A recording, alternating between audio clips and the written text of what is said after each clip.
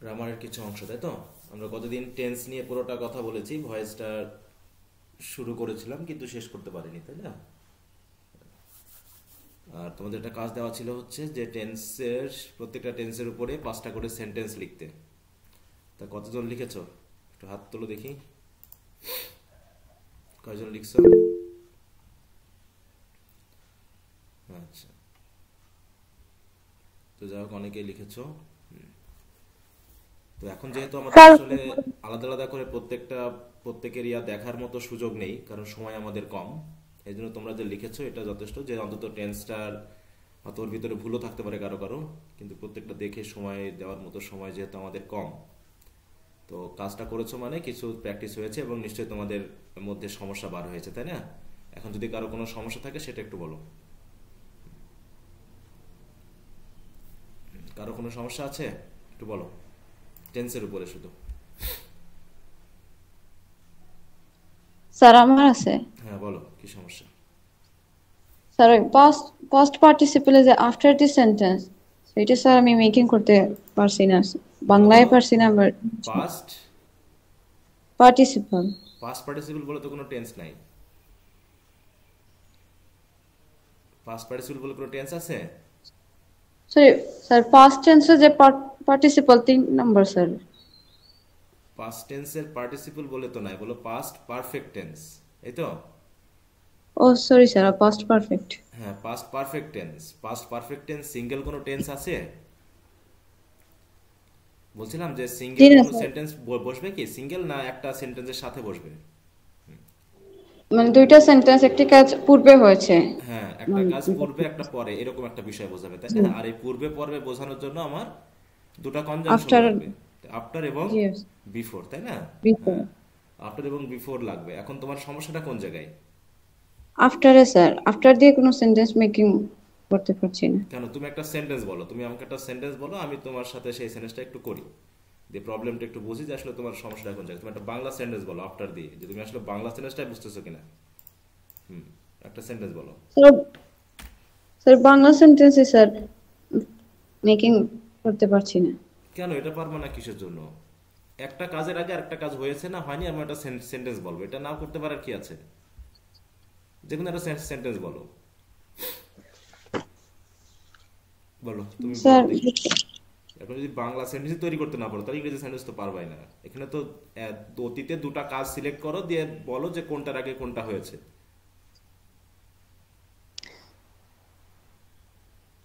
তোমাদের কাছে কি স্যার কোনো? এটা হবে কি, হ্যাঁ বলো। হুম।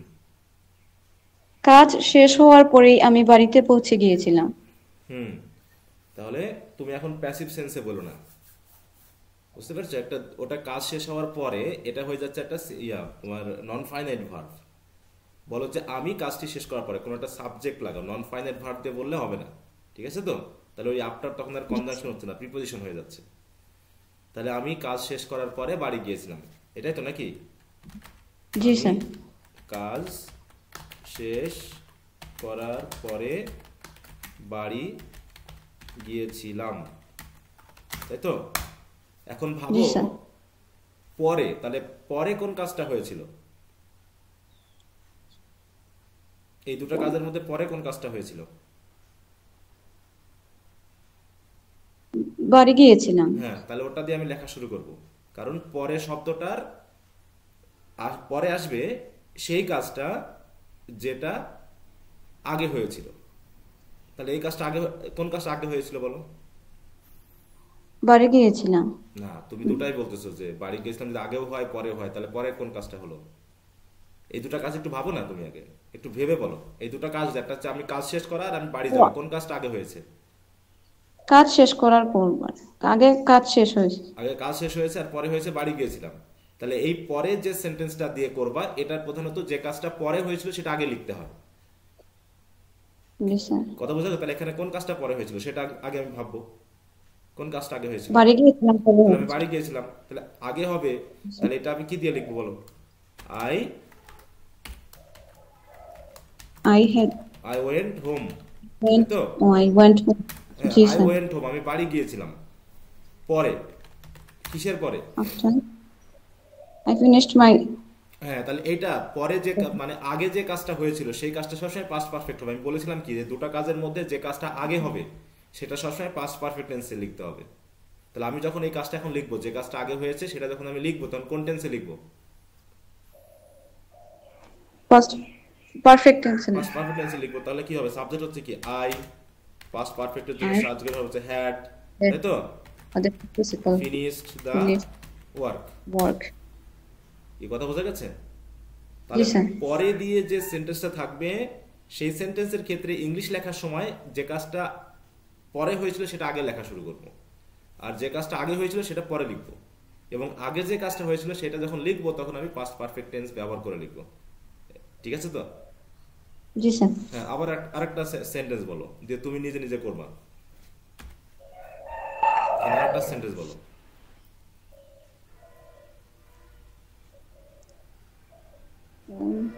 সহজ করে ভাবো।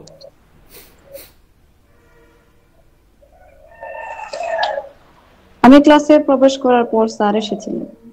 আচ্ছা, আমি ক্লাসে প্রবেশ করার পরে শিক- না, শিক্ষক এসেছিল, তাই তো? এখন তুমি কি লিখবা সেটা বলো, আমি এখানে লিখছি। বলো। Sir K the teacher, sir তো বলা যাবে না, স্যার শব্দটা জাস্ট একটা সম্বোধন, ওটা কোনো কারো পরিচয় না। তাহলে কি লিখবো? শিক্ষক ইংলিশ কি? the teacher The teacher. teacher তারপরে came the class. Came. কি লিখবো? The teacher Came teacher came. came into the হ্যাঁ, class. The teacher came. the class. তারপরে Came the class. After in the class. দরকার নেই, Okay. তুমি তো লিখেছো যে শিক্ষক এসেছিল, এইটুকুই থাকো। Yes, sir. After After after I had entered the I class. Had entered entered the The class. class. ঠিক আছে, বোঝা গেছে? জি স্যার। হ্যাঁ, সিম্পলি ভাবতে হবে, এখানে মুখস্থ করার কিছু নেই। তুমি আগে বোঝো বিষয়টা যে আসলে কি বলতে যাচ্ছে এবং কি বলেছি আমি।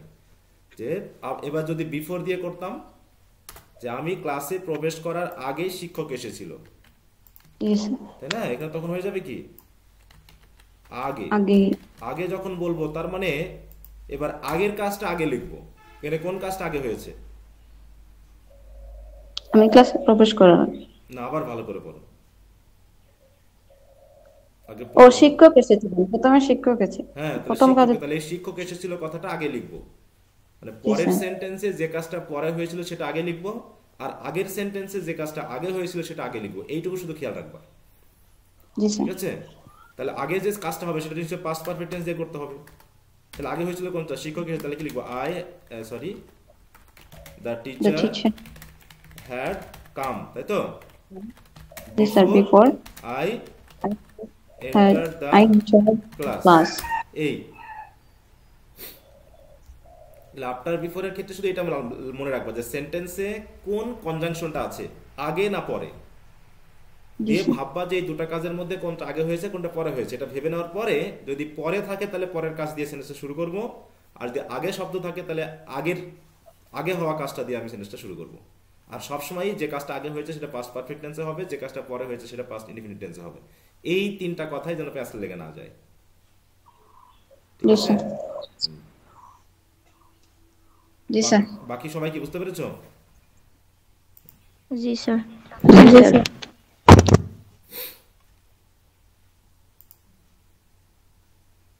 আচ্ছা, আর কারো কোনো জায়গায়? স্যার পাস্ট পারফেক্ট টেন্সে কি শুধু বিফোর আর আফটারে বসে না অন্য কোনো কনজাংশনও বসে? অন্য কোনো কনজাংশন বলতে এটা সেন্টেন্সের সিকোয়েন্স বা টেন্স সিকোয়েন্স অনুসারে অনেক হতে পারে।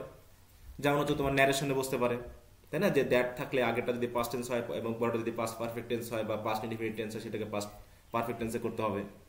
ঠিক আছে? তারপর হচ্ছে তোমার নো সুনার আছে, হার্ডলি আছে, এগুলো আছে, অবশ্যই সেগুলো হবে। এখানে তো জাস্ট একটা উদাহরণ হিসেবে দেখিয়ে দেওয়া। অনেক কনজাংশন আছে যাদের পরে বা আগে পাস্ট পারফেক্ট টেন্স বসতে পারে। ঠিক আছে? এটা তো জাস্ট একটা জি স্যার। সিকোয়েন্স দেখিয়ে দেওয়া, এরকম করে হতে পারে। যেমন হচ্ছে নো সুনারের সাথে কি কি ঘটনা ঘটে? নো সুনার অথবা হার্ডলি অথবা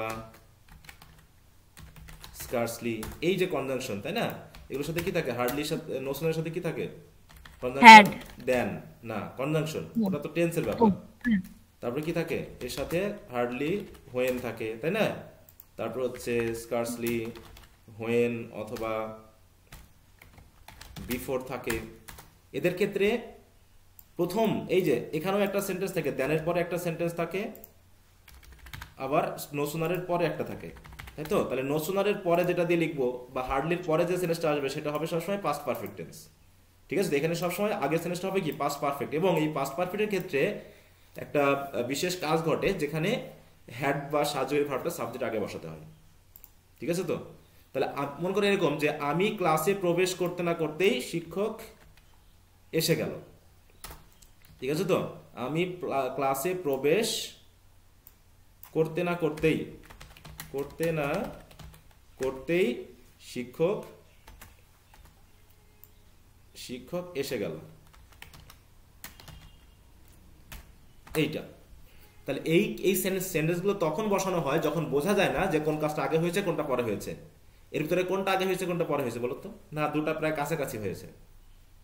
দুইটা কাছাকাছি। হ্যাঁ, এখানে কিন্তু আর আগে পরে বলে কথা নেই। যেমন এখানে আগে পরে ক্লিয়ার বোঝা যাচ্ছিল যে কোনটা আগে হয়েছে কোনটা পরে হয়েছে, কিন্তু এখানে বোঝা যায় না। এখানে দুটা কাজ প্রায় কাছাকাছি, আমিও ক্লাসে প্রবেশ করা আর শিক্ষকও আসা প্রায় একই সাথে হয়েছে। তখন আমরা করি কি, যে কথাটা আগে বলা হয়েছে সে কথাটা আগে লিখবো, যে কথাটা পরে বলা হয়েছে সেটা পরে বলবো, তাহলে লিখবো। তাহলে এই দুটার মধ্যে কোন কাজটা আগে বলা হয়েছে? ক্লাসে প্রবেশ করতে হ্যাঁ, না আমি করতেই। ক্লাসে প্রবেশ করতে না করতে, তাহলে আমি কি লিখবো এখানে? No no sooner had. No sooner, পাস্টের পারফেক্টের জন্য হ্যাডটা কিন্তু আগে চলে আসে, তাই তো? I enter the class, then teacher came. The teacher came, এই। অথবা যদি আমরা হার্ডলি দিয়ে করি একই ঘটনা ঘটবে, এটার মিনিং একই। Hardly had I enter the class when the teacher came. একইভাবে scarcely had I enter the class when the teacher came. দেখো এখানে কি পাস্ট পারফেক্ট টেন্সের ইউজ হয়েছে না একটা? জি স্যার। হ্যাঁ, এইভাবে দেখা যায়। তারপরে ধরো আমরা অনেক সময় ন্যারেশনে লিখি না, যে he said I did the work. এক্ষেত্রে আমরা কি জানি, যে এখানে কি জানি বলো তো? আমরা যে রিপোর্টিং ভার্বটা যদি পাস্ট টেন্সের হয়, তাহলে এই রিপোর্টেড স্পিচের ভিতরে যদি পাস্ট ইনডিফিনিট টেন্স থাকে বা প্রেজেন্ট পারফেক্ট টেন্স থাকে, তাহলে সেটাকে পাস্ট পারফেক্ট টেন্সে রূপান্তর করতে হয় যখন আমরা ইনডাইরেক্ট ন্যারেশন করব। তাহলে কি লিখবে জায়গায়? হি He said that said that he I had done the work. work. এখানে কি পাস্ট পারফেক্ট টেন্স বসে না? হ্যাঁ জি স্যার। হ্যাঁ, এইগুলো তো হলো সিকোয়েন্স অফ টেন্স। এখানে তো আমরা জাস্ট বুঝতেছি পাস্ট পারফেক্ট টেন্সের ব্যবহারটা কেমন, এটা। তাহলে দেখো তো কোথাও কি আমরা পাস্ট পারফেক্ট টেন্সকে সিঙ্গেল পেয়েছি? বলো।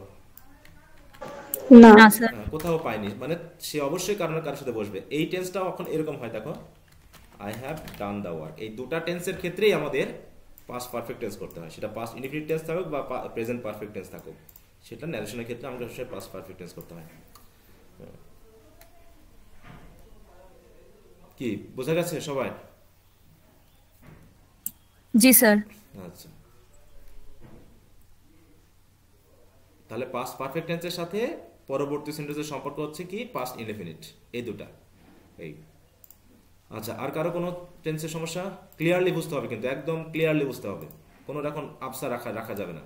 আর এটাকে সময় নষ্ট মনে করা যাবে না, এটা খুবই প্রয়োজন ভালো মার্ক পাওয়ার জন্য,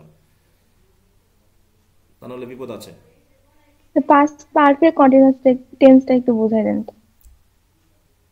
বাকি সব পারফেক্ট কন্টিনিউয়াস টেন্সের মতো এটারও। তাহলে বাকিগুলো কি সমস্যা আছে? Present perfect continuous, future perfect continuous, বলো তো সমস্যা আছে? ফিউচার পারফেক্ট কন্টিনিউয়াস আর হচ্ছে পাস্ট পারফেক্ট কন্টিনিউয়াস, এই দুটোতে একটু বোঝাই দেন। তাহলে প্রেজেন্ট পারফেক্ট কন্টিনিউয়াসে কি সমস্যা? ওটা নিয়ে কোনো সমস্যা আছে? না স্যার। তাহলে ওটার যা কথা, এই দুটো তো একই তো কথা। তুমি বলো তো কথাটা কি লেখা ছিল? আমি যে শীটটা দিয়েছিলাম মানে কি কথা লেখা আছে? মানে পারফেক্ট কন্টিনিউয়াস টেন্স আমরা কখন ইউজ করব? তুমি বলো দেখি তুমি বুঝেছো কিনা আসলে। বলো পারফেক্ট কন্টিনিউয়াস টেন্স আমরা কখন ইউজ করবো, সেটা প্রেজেন্ট পারফেক্ট হোক, পাস্ট পারফেক্ট হোক আর ফিউচার পারফেক্ট হোক, আমরা ইউজটা করবো কখন? বলো দেখি, বলতে পারবা? স্যার আপনি একটু বোঝাই দেন। আমি বলবো কেন, তোমাকে তো আমি শীটটা দিয়েছি, তুমি কি বাড়িতে স্টাডি করেছো এটা নিয়ে কোনো? বলো, যদি বাড়ি থেকে স্টাডি না করো তাহলে তো আমার বলে কোনো লাভ হচ্ছে না, কারণ আমি যা বলার তো গত ক্লাসে বারবার বলেছি। ক্লাসটাও রেকর্ড দেখছো বা না, তুমি কি ক্লাসে ছিলা? নিশ্চয়ই তুমি, আমি আমি তোমাকে কিছু বুঝিয়েছি, সেই কথা তুমি আমাকে বলবা। তোমাকে দিয়ে আমি বলাই নেবো, কারণ আমি বললে পারে আবার একই ঘটনা ঘটবে যে তোমার নাকের মুখে ঢুকবে না। তোমাকে দিয়ে আমার পড়াই নিয়ে আমাকে বলতে বোঝাতে হবে যে স্যার আমি এটা বুঝেছি। শীটটা তোমার কাছে আছে, নিয়েছো? পড়োই নি, এটা হচ্ছে সবচেয়ে বড় সমস্যা। পড়লে পারে বুঝতে পারতাম, না পড়ে কখনো আমাকে ক্লাসে বলবা না, এটা হলো আমার সবচেয়ে বড় রাগের বিষয়। হ্যাঁ, যে তোমাকে একটা কাজ দিব, তুমি সেটা করবা না, এসে আবার ওই সমস্যার কথা বলবা না পড়েই। তোমার মনে বললো তাই আমি বললাম যে স্যার এটা বলেন দেখি।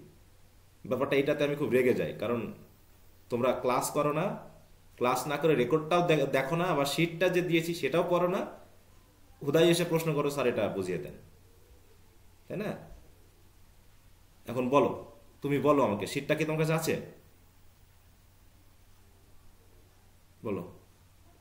আমার সবচেয়ে বড় ব্যাপার হলো, আমি শিক্ষক হিসেবে মনে করি তোমাকে দিয়ে কাজটা করাই নিব। আমি যতই বলে যাই, তোমার নাকে মুখে কানে মুখে কোথাও ঢুকবে না, ঠিক আছে? তো আমাকে তোমার পড়াই নিয়ে বলাই দিতে হবে। অতএব তুমি আমাকে বলবা এই সমস্যাটা, তাছাড়া আমি উত্তর দিব না এটার কোনো। আমি কিন্তু যাদের সমস্যা তাদেরকে দিয়ে বলাই নিব, কাজটা করাই নিব।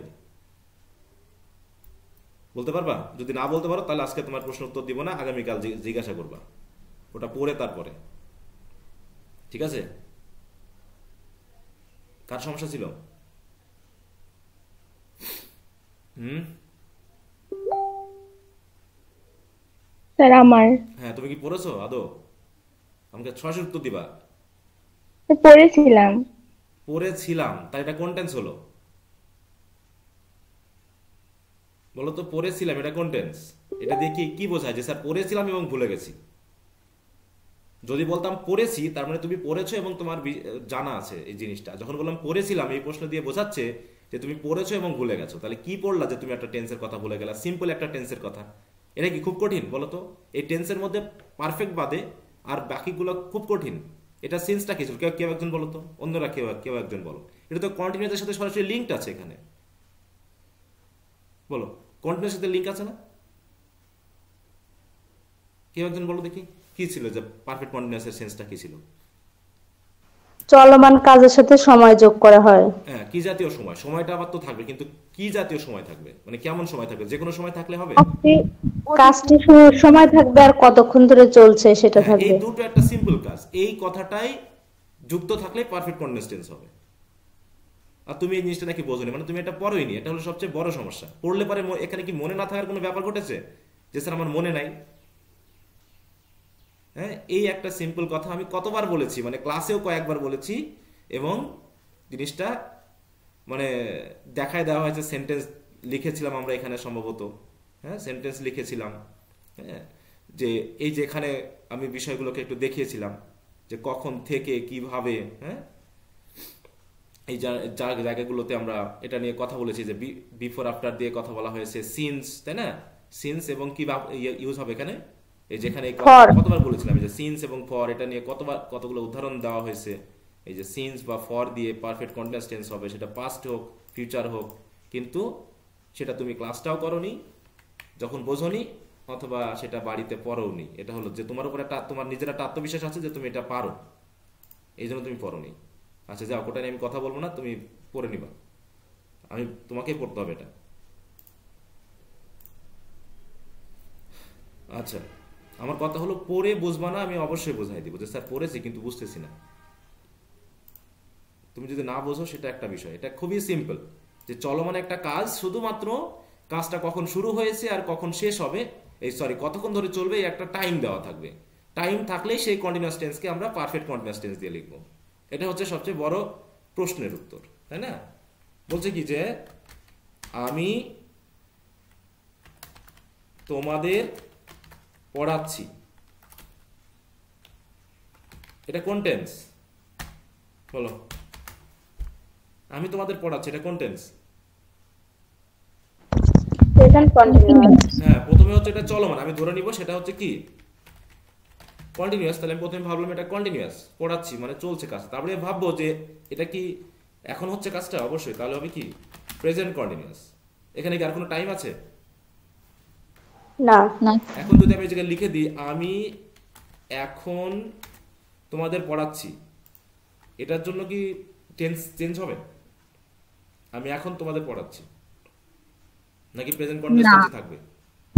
প্রেজেন্ট কন্টিনিউয়াস থাকবে। হ্যাঁ, এখন যদি আমি লিখি যে আমি সকাল 7টা থেকে তোমাদের পড়াচ্ছি, তখন কি লিখবো? Present perfect continuous. কারণ কি এখানে শুরুর সময়টা আছে, তাই তো? শুরুর সময়টা শুরুর সময়টা দিয়ে দিয়েছে, তখন আমি কি লিখবো এখন? তাহলে আমি পেয়েছি কি প্রেজেন্ট পারফেক্ট কন্টিনিউয়াস। তাহলে পারফেক্ট কন্টিনিউয়াসের সাহায্যকারী ভার্ব কি হয় বলো, সিম্পলি বলো। am is are been plus has been। perfect। Am is are হয়ে গেল। না স্যার, হ্যাভ ভার্ব হবে, তার সাথে টেন্সের নাম অনুসারে সাহায্যকারী ভার্ব হয়ে যাবে। পারফেক্টের জন্য হ্যাভ হ্যাজ, আর কন্টিনিউয়াসের জন্য বি। নাম আমার টেন্সের নামই তো বলবে যে আমার কি সাহায্যকারী ভার্ব দরকার। একটু সিম্পলি বোঝো, আমি তোমাদেরকে কিন্তু গদ বাঁধা টেন্স পড়াই নাই। আমি কি গদ বাঁধা ভাবে পড়িয়েছি? ইয়াসো ওয়াসি ইয়াসি থাকলে এই হয় এই হয়, আমি কিছু বলেছি আমি? বলো। না স্যার। একদম সিম্পল ভাবে বুঝিয়ে দিয়েছি যে টেন্সের নামই বলে দিবে কি গঠনটা হবে কি, আর সেন্টেন্সই বলে দেবে টেন্সের নামটা হবে কি। জাস্ট সাহায্যকারী ভার্বগুলো লিঙ্ক লাগাই নিতে হবে। যে পারফেক্টের জন্য হচ্ছে কি হ্যাভ ভার্ব, তাই না? পারফেক্টের জন্য হ্যাভ ভার্ব, আর কন্টিনিউয়াসের জন্য কি বি ভার্ব। আর বি ভার্বের পর কি ভার্বের সাথে আইএনজি হয়। এইটাই তো আমার গঠন। বাকি তো সেন্টেন্স স্ট্রাকচার জানি, সাবজেক্ট ভার্ব অবজেক্ট ইত্যাদি। তাহলে যেহেতু আমি এখন লিখবো, তাহলে প্রেজেন্ট পারফেক্ট মানেই তাহলে হ্যাভ ভার্ব। তাহলে কি হবে? আমি আই কি হবে হ্যাভ বিন কি হবে টিচিং ইউ, নাকি? এবার এটা শুরুর সময় নাকি পুরো সময় বোঝাচ্ছে? শুরুর সময় সিন্স যুক্ত হবে। সিন্স কি 7 AM। সিম্পল হিসাব, খুবই সিম্পল হিসাব, এখানে জটিলতার কিচ্ছু নাই। এখন এটাকেই যদি আমি ফিউচার বা পারফেক্টে মানে ফিউচার বা পাস্ট টেন্সে যুক্ত করি, তাহলে তো হয়ে গেল আমি সকাল 7টা থেকে তোমাদের পড়াচ্ছিলাম। এটা কোন টেন্স হবে? পাস্ট। আর সকাল 7টা থেকে তোমাদের পড়াতে থাকবো, ফিউচার। হ্যাঁ। তাহলে এই তো সিম্পল হিসাব। তাহলে আমি এখন কি লিখবো এই জায়গায়? দেখো এই পুরো টেন্সটাকে আমি কি করব, জাস্ট আমি এই জায়গায় কি করে দিব? হ্যাড বসে হ্যাড বসে দেব স্যার। শুধু হ্যাড বসালে আমার শেষ হয়ে যাচ্ছে। এখানে যদি আমি কি করি, এখানে শুধু একটা শ্যাল লাগালেই হয়ে যাচ্ছে নাকি? জি স্যার। আর কিছু লাগবে না। হ্যাঁ, এত সিম্পল বিষয়গুলোকে সিম্পলি বুঝতে হবে, জটিল করে নেওয়ার কিছু নাই। আমাদের ফাউন্ডেশনে জটিলতা তৈরি হওয়ার কারণে এই সমস্যাগুলো এখনো থেকে যাচ্ছে, যে তুমি আলাদা করে বুঝতে যাচ্ছ। কোনো বাংলা ওয়ার্ড দিয়ে না, কমন সেন্স দিয়ে বুঝতে হবে যে আসলে আমি কি বলছি এবং কি জাতীয় টেন্সগুলো কি হবে। এখানে ইয়াসি ওয়াসো তাসো ইয়াসি এই সব বিষয়গুলোর কোনো প্রয়োজন নাই।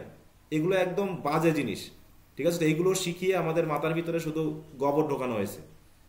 আমাকে বুঝিয়ে দিতে হবে সেন্সটা, যে আসলে কি এটা দিয়ে কি বোঝায়, এবং 12টা টেন্সকে আলাদা আলাদা করে আমাকে বুঝতে পারতে হবে যে আমি আসলে এই টেন্সটা দিয়ে কোন কাজটাকে বোঝাবো, কোন সময়টাকে বোঝাবো। এটা না বোঝা পর্যন্ত বাংলা সেন্টেন্স দিয়ে ইংরেজি পড়লে হবে না। তা বিদেশিরা কি বাংলা দিয়ে পড়ে বলো? না স্যার। আমার মতো ইয়াসি ইয়াসি দিয়ে পড়ে, তাহলে তোরা কি দিয়ে পড়বে? কোনো সেন্স নাই, এগুলো একদম বাজে জিনিস। কি কথা বোঝা গেছে? কার সমস্যা ছিল? জি স্যার বুঝছি। হ্যাঁ, একটু করবা, বাড়িতে একটু স্টাডি করবা, যে তুমি যে বুঝতেছো না, তুমি কোথায় বুঝতেছো না সেটা আমাকে বলে দিতে হবে। কারণ আমি অলরেডি এটা নিয়ে কথা বলেছি। এই যে বাড়তি যাবার সময়টা নষ্ট করলাম, এটা তোমাদের জন্য গেল, আমার জন্য গেল না। কারণ রেকর্ড আছে ক্লাস, ঠিক আছে? ওই তো রেকর্ড ক্লাসটা দেখে নিতে হতো, তাহলে এই সময়টুকুতে আমি অন্য কিছু তোমাদের বোঝাতে পারতাম। বুঝতে পারছো? একটু পরিশ্রম করো, একটু গা নাড়া দিয়ে পড়াশোনা করতে হবে। গা নাড়া দিয়ে বুঝো, মানে অ্যাক্টিভলি পড়াশোনা করতে হবে। অ্যাক্টিভলি পড়াশোনা না করলে কেমন হবে জানো? দেখো কালকে পরীক্ষা সেকেন্ড ইয়ারের, ঠিক আছে? কালকে সেকেন্ড ইয়ারের পরীক্ষা। আজ থেকে প্রায় 8-9 মাস আগে দেওয়া কোশ্চেনের উত্তর এখনো নাকি অনেকে পায়নি। বুঝতে পারছো? কালকে পরীক্ষা, আর এই জায়গায় আমি লিখে দিয়েছি যে তোমাদের পড়াশোনার অবস্থা দেখে আমার রাগও লাগছে, দুঃখও লাগছে যে এত প্রশ্নের উত্তর পাওনি তো এতদিন ছিলে কোথায়। এই প্রশ্নগুলো কমপক্ষে 9 থেকে 10 মাস আগেই দেওয়া হয়েছিল, তাই না? তাহলে কালকে পরীক্ষা, আজকে এসে বললাম স্যার আমি পাইনি। বলো তুমি কেন পাওনি, বুঝতে পেরেছো? তাহলে তুমি কতখানি অ্যাক্টিভ, এবং এটা নিয়ে পরীক্ষাও নেওয়া হয়েছে। যাওয়া আশা করে তো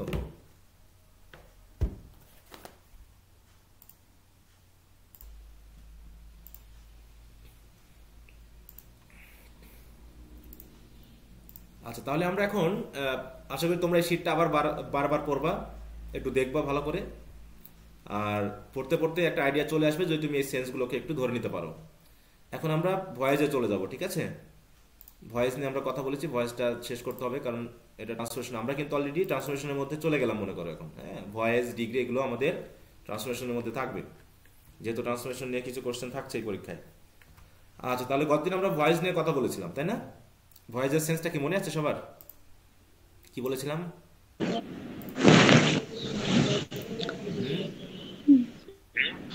মনে আছে? জি স্যার। হ্যাঁ, ভয়েস কিসের উপর ডিপেন্ড করে, ভার্বের সাথে না এজেন্টের সাথে? এজেন্টের সাথে। এজেন্টের সাথে, তাই তো? এবং বলেছিলাম ভয়েস কত প্রকার? 3 প্রকার। 3 প্রকার, তাই না? এই 3 প্রকার কিসের উপর ডিপেন্ড করতেছিল? এজেন্ট সাবজেক্টে অবস্থান করে কি করে না, তাই তো? এবং ভার্বের ফর্মের উপরে। তাহলে এজেন্ট যদি সাবজেক্টে উপস্থিত থাকে, ঠিক আছে তো, তাহলে সেটা হবে full active. Full active. Agent যদি সাবজেক্টে উপস্থিত না থাকে কিন্তু ভার্বটা যদি অ্যাক্টিভ ফর্মে থাকে তাহলে সেটা হবে কোয়াসি প্যাসিভ। আর যেখানে এজেন্ট সাবজেক্টে থাকবে না এবং ভার্বটাও প্যাসিভ ফর্মে হবে সেটাকে বলবো আমরা প্যাসিভ ভয়েস। ফুল প্যাসিভ। হ্যাঁ, এবং আমরা বলেছিলাম যে আমাদের 9টা স্ট্রাকচার শিখেছি, তার ভিতরে যাদের অবজেক্ট আছে শুধু তাদেরই ভয়েস চেঞ্জ করা যায়, অন্যদের ভয়েস চেঞ্জ করা যায় না, তাই তো? Verb, linking verb, intransitive verb বা দেয়ার দিয়ে যে সেন্টেন্স গুলো হয় এগুলোর কোনো ভয়েস চেঞ্জ করা যায় না, তাই তো? আমাকে অবশ্যই বুঝতে হবে যে অবজেক্ট আছে কিনা। আচ্ছা, তো মনে করো আমরা অবজেক্ট সেন্টেন্স যেহেতু সবই বুঝে গেছি, এই জন্য আমাদের কাজ হচ্ছে এখন এই ভয়েস গুলোকে আমি এখন চিনতে পারবো কিনা। তাহলে আমরা ভয়েস ট্রান্সফরমেশনে একটু চলে যাই সরাসরি। খুবই সিম্পল ভাবে নিবা তোমরা, কঠিন ভাবে নেওয়ার কিছু নেই। শুধু আমি কয়েকটা কথা বলবো, ঠিক আছে তো? এই কয়েকটা কথা একটু ভালো করে শুনবা। একটা সেন্টেন্স অ্যাক্টিভ না প্যাসিভ সেটা বোঝার এক নজরের উপায় হলো যে বি ভার্বের পর ভার্বের কি থাকবে? পাস্ট পার্টিসিপল থাকবে। আমরা জানি অ্যাক্টিভে প্রধানত বি ভার্বের পর ভার্বের সাথে আইএনজি হয়। কি বললাম আমি? অ্যাক্টিভে কি হয়? বি ভার্বের পর ভার্বের সাথে আইএনজি হয়। যেটা আমরা কন্টিনিউয়াস টেন্সে পাই মেইনলি। পারফেক্ট অথবা সিম্পল যে কন্টিনিউয়াস আছে সেই কন্টিনিউয়াস টেন্সে আমরা ভার্বের সাথে আইএনজি পাই, এটা হচ্ছে অ্যাক্টিভ ভয়েসে। আর প্যাসিভ ভয়েসেই বি ভার্বের পর ভার্বের পাস্ট পার্টিসিপল হবে। একটা শর্ত প্যাসিভ ভয়েস চেনার, সেন্টেন্সটা অ্যাক্টিভ না প্যাসিভে সেটা আমরা সরাসরি শুধু এইটুকু দিয়েই বুঝে যাব। বুঝতে পারছো? কি দিয়ে বুঝবো? জাস্ট বি ভার্বের পরে ভার্বের পাস্ট পার্টিসিপল আছে কিনা, নাকি? তাহলে দেখো আমি একটা সেন্টেন্স লিখি, আমি বলবো একটা সেন্টেন্স লিখলাম এই জায়গায় যে I am invited to the party. এটা অ্যাক্টিভ না প্যাসিভ? এই জিনিসটা অ্যাক্টিভ আছে না প্যাসিভ? প্যাসিভ। প্যাসিভ। কেন প্যাসিভ? কারণ বি ভার্বের পরে ভার্বের পাস্ট পার্টিসিপল, তাই তো? অর্থ বোঝার দরকার নেই, অর্থটা পরে আসতেছি। এবার মনে করে বললাম he is inviting me to the party. Active আছে। এটা অ্যাক্টিভ, তাই তো? কারণ কি বি ভার্বের পর কি আছে? ভার্বের সাথে আইএনজি আছে। মূল কথা হলো বি ভার্ব প্লাস ভার্বের পাস্ট পার্টিসিপল বাদে যত রকমের গঠন আছে টেন্সে বা তোমার মডাল ভার্ব দিয়ে সব হবে অ্যাক্টিভ। কেমন দেখো, আমি বললাম I can do the work, এটা অ্যাক্টিভ না প্যাসিভ? অ্যাক্টিভ। অ্যাক্টিভ। কিন্তু যদি আমি বলি আই দেখো the work can be done, দেখো তো এই জায়গায় অ্যাক্টিভ না প্যাসিভ? প্যাসিভ। প্যাসিভ কি দেখবো, বি ভার্ব পর ভার্বের সাথে ING, verb past participle. Past perfect tense, তাই তো, মানে পাস্ট পার্টিসিপল। বি ভার্ব পর ভার্বের পাস্ট পার্টিসিপল থাকলে আমরা ধরে নিব প্যাসিভ। তাহলে একটা সেন্স আমাদের এখানে খেয়াল করতে হচ্ছে যে প্যাসিভ করার জন্য একটা বি ভার্ব লাগবেই। তাহলে কি হবে, একটা বি ভার্ব আমাকে আনতেই হবে, ঠিক আছে? তো বাকি যা ঘটনা, যেমন আমি যদি বলি যে I have done the work, এটা অ্যাক্টিভ না passive? Passive. Active, be verb নাই। এখানে বি ভার্বের আমি তো বলি নাই যে ভার্বের পাস্ট পার্টিসিপল থাকলে প্যাসিভ হবে। আমি বলেছি কি বি ভার্বের পর ভার্বের পাস্ট পার্টিসিপল। এখানে কি বি ভার্ব আছে? না। হ্যাঁ, ঠিক আছে। যেমন আমি যদি বলি আই হ্যাভ বিন, কি বলবো, আই হ্যাভ বিন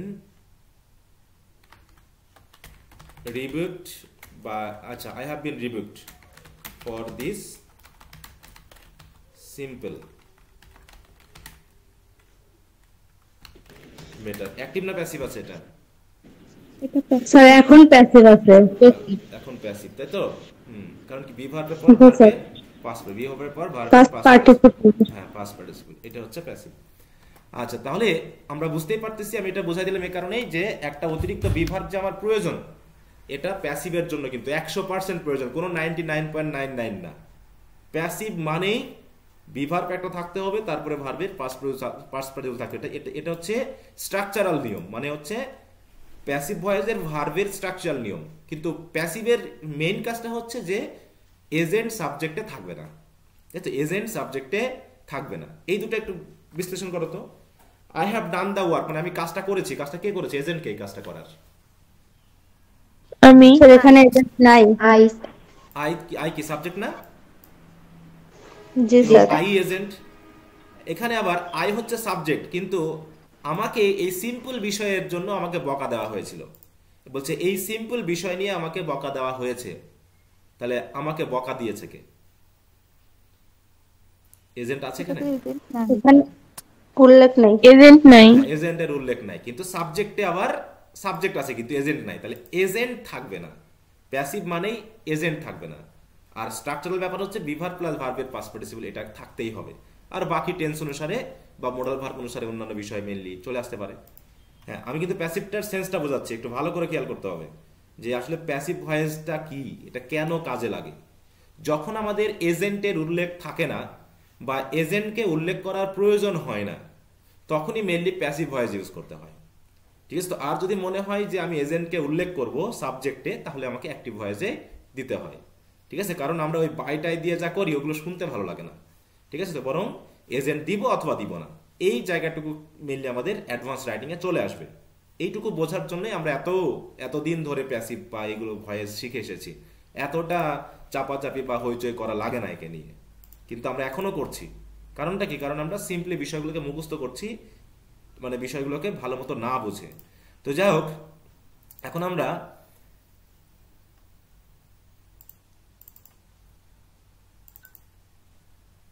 চলে আসি পুরো ভয়েস চেঞ্জের ব্যাপারে। আমরা কি করব আসলে?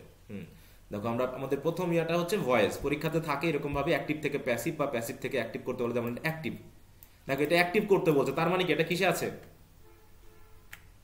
দেখো তো, প্যাসিভ আছে। অ্যাক্টিভ দেওয়া মানে অ্যাক্টিভ করতে মানে প্যাসিভ আছে, কিন্তু প্যাসিভের শর্তটা কি মেইনটেইন হয়েছে? দেখো তো, ওয়্যার প্লাস ভার্বের পাস্ট পার্টিসিপল আছে না, বি ভার্ব প্লাস ভার্বের পাস্ট জি পার্টিসিপল স্যার। আছে। একইভাবে দেখো এটাকে প্যাসিভ করতে বলছে, তার মানে কি সেন্সটা কিসে আছে? টিপে অ্যাক্টিভ আছে। অ্যাক্টিভে। এই যে ইনফ্লুয়েন্সেস, হ্যাঁ, present infinite tense verb s by s. কিন্তু এই জায়গায় বলছে চেঞ্জ দ্য ভয়েস, এখানে বলা নেই অ্যাক্টিভ করব না প্যাসিভ করব। তাহলে এখন বোঝো তো সেন্সটা অ্যাক্টিভ আছে না প্যাসিভ আছে? অ্যাক্টিভে আছে। কিভাবে, কোথায় ভার্ব কোনটুকু? Can provide. ক্যান প্রোভাইড, তাই তো? মোডাল ভার্বের পরে ভার্বের বেস ফর্ম, এখানে কোনো বি ভার্ব নাই, ঠিক আছে? তো এইভাবে আমাকে যে কখনো পাশে দেওয়া আছে প্যাসিভ, তার মানে এটা অ্যাক্টিভে আছে। পাশে দেওয়া আছে অ্যাক্টিভ, তার মানে এটা প্যাসিভে আছে। কিন্তু পাশে শুধু বলা আছে চেঞ্জ দ্য ভয়েস, তার মানে এটা অ্যাক্টিভে আছে না প্যাসিভে আছে, সেটা আমাকে ধরতে হবে। ধরার পরে বাকি যেটা আছে সেটাতে আমাকে রূপান্তর করতে হবে। তাহলে এটা কিসে দেওয়া আছে? অ্যাক্টিভে, তার মানে আমাকে কি করতে বলা হয়েছে? প্যাসিভ করতে বলা হয়েছে, তাই না? প্যাসিভ। তাহলে তিন ভাবে কিন্তু পরীক্ষা থাকতে পারে। আমি কিন্তু বিষয়টা বুঝিয়ে দিলাম, কারণ এইটুকুর জন্য তোমরা অনেক সময় মাথা খারাপ করে ফেলো যে স্যার আমি তো বুঝি নাই, চেঞ্জ দ্য ভয়েস বলেছে, কিসে চেঞ্জ করবো আমি? অ্যাক্টিভে না প্যাসিভে এটা আমি বুঝতে পারি নাই। এটা কি না বুঝতে পারার কিছু আছে বলো? এটা তো সিম্পল ধরে নিতে হবে, যেটাই থাকবে না, তার বিপরীতে আমি চেঞ্জ করব। এটা নিয়েও শুনতে হয় যে আমি স্যার বুঝি নাই, তার জন্য আমি করতে পারিনি এটা, কারণ এটা কিসে করতে বলছে আমি বুঝতে পারি নাই। হ্যাঁ, এগুলো নিয়ে হবে তাহলে বলো। আচ্ছা, তো যাই হোক, তাহলে ভয়েসের ব্যাপারে হচ্ছে, ভয়েস কি একটা প্র্যাকটিক্যাল ব্যাপার, এটাকে আমাকে সুন্দর করে বুঝে নিতে হবে যে আসলে কি বলা হচ্ছে। দেখো এইটুকু পড়ে নিই। বলছে in grammar the voice of a verb describe the relationship between the action or state that the verb expresses and the participants identified by its argument subject or object. হ্যাঁ, মানে এর মাধ্যম দিয়ে আমরা মেইনলি ভয়েসটাকে বোঝার চেষ্টা করি। বলছে when the subject is the agent or doer of the action, মানে সাবজেক্ট নিজেই যখন এজেন্ট বা কাজটা করবে, the verb is in the active voice, নাকি? when the subject is subject নিজে is the বলছে when the subject is the patient, target or undergoer of the action, the verb is said to be in the passive voice। মানে হচ্ছে কি, subject নিজে করবে না, silent, patient মানে হচ্ছে সাইলেন্ট, অথবা সাবজেক্টকে টার্গেট নিয়ে কাজটা করা হচ্ছে, সাবজেক্ট মানে সে এখানে বসেনি, এজেন্ট নাই। Again there is a middle voice. Middle voice কোনটা বলো তো? মিডল ভয়েস কোনটা? হ্যাঁ, কোয়াসি প্যাসিভ। হ্যাঁ, বলছে again there is a middle voice when is said to be in the middle between the active and passive voice because the subject often cannot be categorized either agent or patient, eta, but may have elements of both. This middle voice is called quasi passive voice in which the subject on whom the action is done like ite যা ওটা নিয়ে কথা না। এখন আমরা একটু ট্রান্সলেশনের ব্যাপারে যাব। দেখো বলছে ভয়েসকে তিনটা রূপে পাই, আমরা তো এটা নিয়ে কথা বলেছি, এটা নিয়ে আর এখানে বলছি না। এখন ভয়েস চেঞ্জের ব্যাপারে আসি। বলতেছে একটা ভয়েস চেঞ্জ করার পূর্বেই, ঠিক আছে তো, একটা সেন্টেন্সের ভয়েস চেঞ্জ করার পূর্বেই আমাকে তিনটা বিষয় চিহ্নিত করতে হবে, কারণ এই জায়গাটা চিহ্নিত না করলে আমাদের ভয়েস চেঞ্জটা অনেক সময় ভুল হতে পারে। তারপরে দেখো এ ধাপের প্রথমে আমাদের ভয়েস চেঞ্জের জন্য প্রদত্ত সেন্টেন্স থেকে নিম্নের চারটি বিষয় চিহ্নিত করতে হবে। চারটা, কয়টা বিষয়? চারটা বিষয়। ভালো করে খেয়াল করবা কি কি চিহ্নিত করতে হবে। আমরা যে সেন্টেন্স পড়েছি সেই সেন্টেন্স অনুসারে আমাকে চারটা বিষয় চিহ্নিত করতে হবে। আচ্ছা, আমি নেটটা চেঞ্জ করে নিই। হ্যাঁ,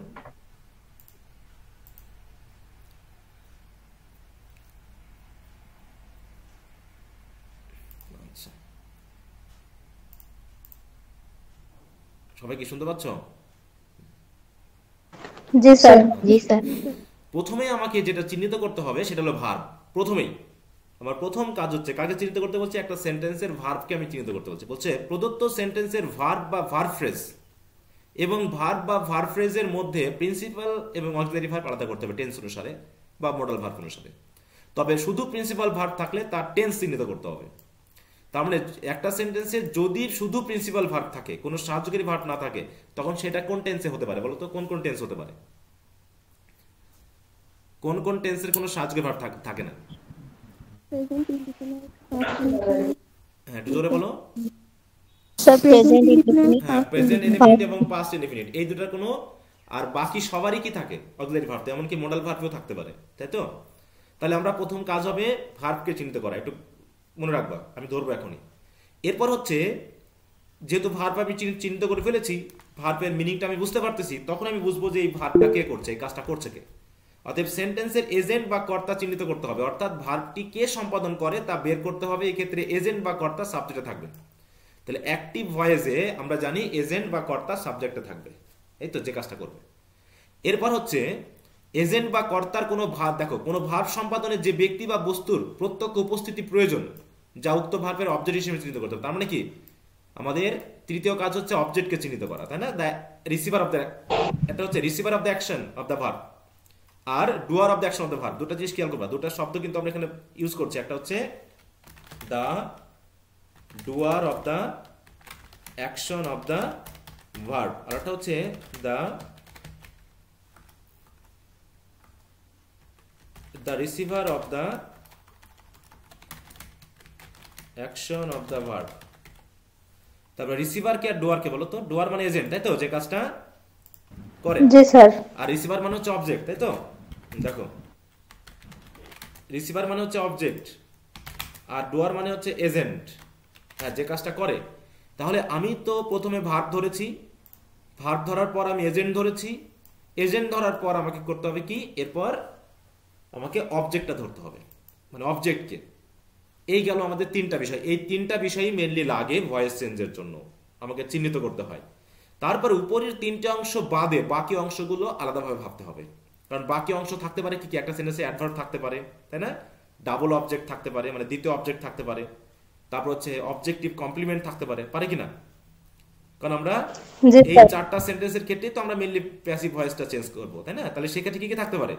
দেখো, কমপ্লিমেন্ট থাকতে পারে, দ্বিতীয় কোনো অবজেক্ট থাকতে পারে, আবার এর সাথে কোনো অ্যাডভার্বও থাকতে পারে। এই তিনটা জিনিস কিন্তু আমার বাড়তি হিসাবে সেন্টেন্সে থাকবে, এইগুলো চিহ্নিত করার পরেও।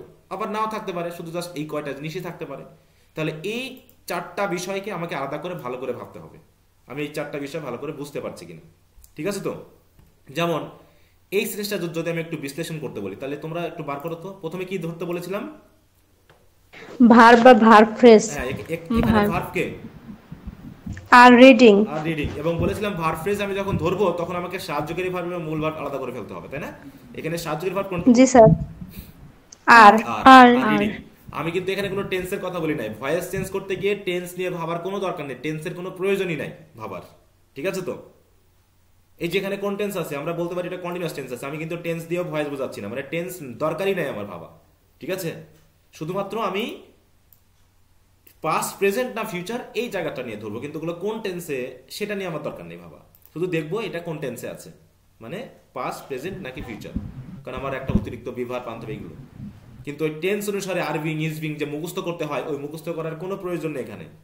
ঠিক আছে? এখন বলো, তাহলে ভার্ব ধরলাম আমরা, এবং এখানে সাহায্যকারী ভার্ব হচ্ছে আর মূল ভার্ব হচ্ছে আমাদের রিডিং, তাই তো? এরপরে দ্বিতীয় কাজ কি করতে বলেছিলাম? সাবজেক্ট বা agent. Agent K? The students. Students হ্যাঁ, তাহলে এটা হচ্ছে এজেন্ট, দ্য স্টুডেন্টস। তারপর হচ্ছে কি বলেছিলাম? অবজেক্ট ধরতে হবে, তাই না?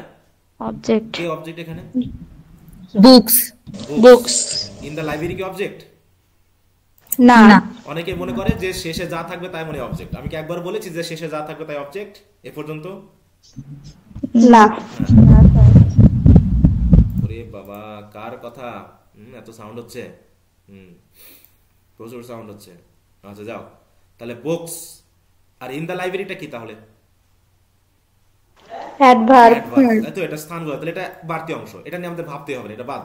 তাহলে আমি এই তিনটা নিয়ে কাজ করব, তাই তো? এজেন্ট বা সাবজেক্ট, ভার্ব এবং অবজেক্ট নিয়ে। তাহলে এখানে দেখো আমি সেটাই ধরেছি, তোমরা নিশ্চয়ই এটা এখন থেকে দেখে নিবা বাকি অংশ।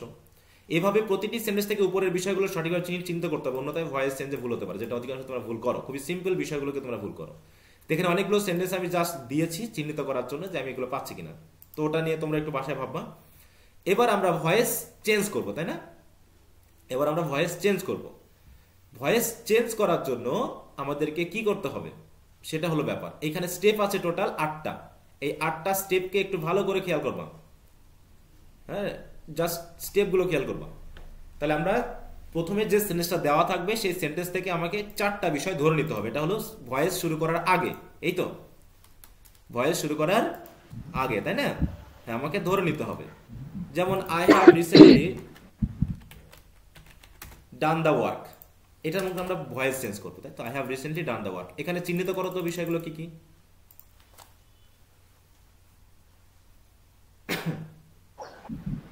ভার্ব, হ্যাভ আর ডান। হ্যাঁ, হ্যাভ ডান হচ্ছে ভার্ব, তাই তো? তারপর জি স্যার। Agent I. এজেন্ট হচ্ছে I, the work object, the work object, recently adverb. Recently. Verb. আচ্ছা, ভেরি গুড। তাহলে এভাবে করে আমি একটা জিনিস ধরে ফেলবো, যেভাবে থাকুক। এরপর আমরা ভয়েস চেঞ্জ করার জন্য যে কাজ স্টেপগুলো এবার খেয়াল করো। প্রথম স্টেপটা হচ্ছে আমাকে সেন্টেন্সের অবজেক্টকে সাবজেক্ট করতে হবে। মানে কি, অবজেক্ট যে আমরা ধরে ফেলেছি না এখানে, এটা তো আমরা জানি, তাই না, যে অবজেক্টকে কি করতে হবে? সাবজেক্ট করতে হবে। এটা সিম্পল, সেটা তোমরা সবাই জানো। তাহলে এই স্টেপটা প্রথম, একদম অবজেক্টকে সাবজেক্ট করতে হবে। এবার দ্বিতীয় স্টেপে হচ্ছে যে টেন্স অনুসারে অক্সিলারি ভার্ব বা মডাল অক্সিলারি ভার্ব থাকলে তা বর্তমান সাবজেক্ট অনুসারে বসাতে হবে। তার মানে আমরা যে যখনই ভার্ব ধরেছি তখন চিহ্নিত করছিলাম না যে সাহায্যকারী ভার্ব আছে কিনা, তাই না? তাহলে ওই সাহায্যকারী ভার্বটা, যতগুলো সাহায্যকারী ভার্ব থাকবে একটা সেন্টেন্সে কিন্তু একের অধিক সাহায্যকারী ভার্ব থাকতে পারে, তো যতগুলো সাহায্যকারী ভার্ব থাকবে সেটাকে আমরা করব কি, তাহলে আমাদের বর্তমান সাবজেক্টটা হচ্ছে দ্য ওয়ার্ক, অবজেক্টকে আমরা সাবজেক্ট করে ফেললাম। এবার বলা হচ্ছে সেন্টেন্সে যদি কোনো সাহায্যকারী ভার্ব থাকে সেটা বর্তমান সাবজেক্ট অনুসারে বসাবো। আগে ছিল আই, আয়ের সাথে হ্যাভ বসেছিল, তাহলে দ্য ওয়ার্কের সাথে কি কি বসবে? হ্যাজ বলবে। হ্যাজ হয়ে যাবে, হ্যাজ হ্যাজ হয়ে গেল, তাই না? এখন এটা একটা বিষয় গেল। আমি আরেকটা সেন্টেন্স দিই, কারণ দুটো বিষয় পাশাপাশি বোঝাতে হবে। মনে করো যে yesterday I did the work, তাহলে এই সেন্টেন্সের ক্ষেত্রে মনে করো দ্য ওয়ার্ক আমি বসালাম, তাই না? দ্য ওয়ার্ক হয়ে গেল, কিন্তু এখানে কি কোনো সাহায্যকারী ভার্ব আছে? না। না। তাহলে কি এখানে কোনো সাহায্যকারী ভার্ব বসানোর বিষয় আছে? নাই, তাই না?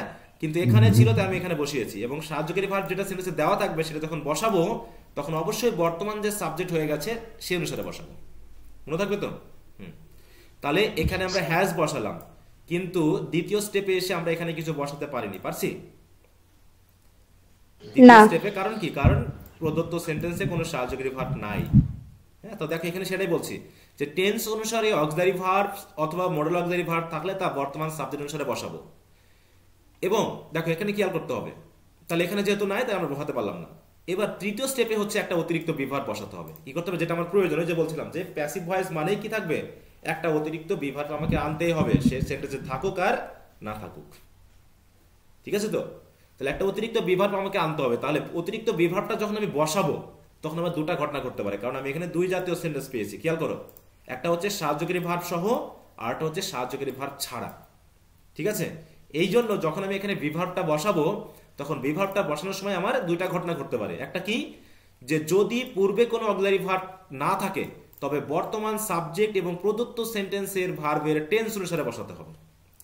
যদি পূর্বের প্রদত্ত সেন্টেন্সে কোনো সাহায্যকারী ভার্ব না থাকে, তাহলে এই দুটার মধ্যে সাহায্যকারী ভার্ব নাই কোনটাই? নিচেরটা।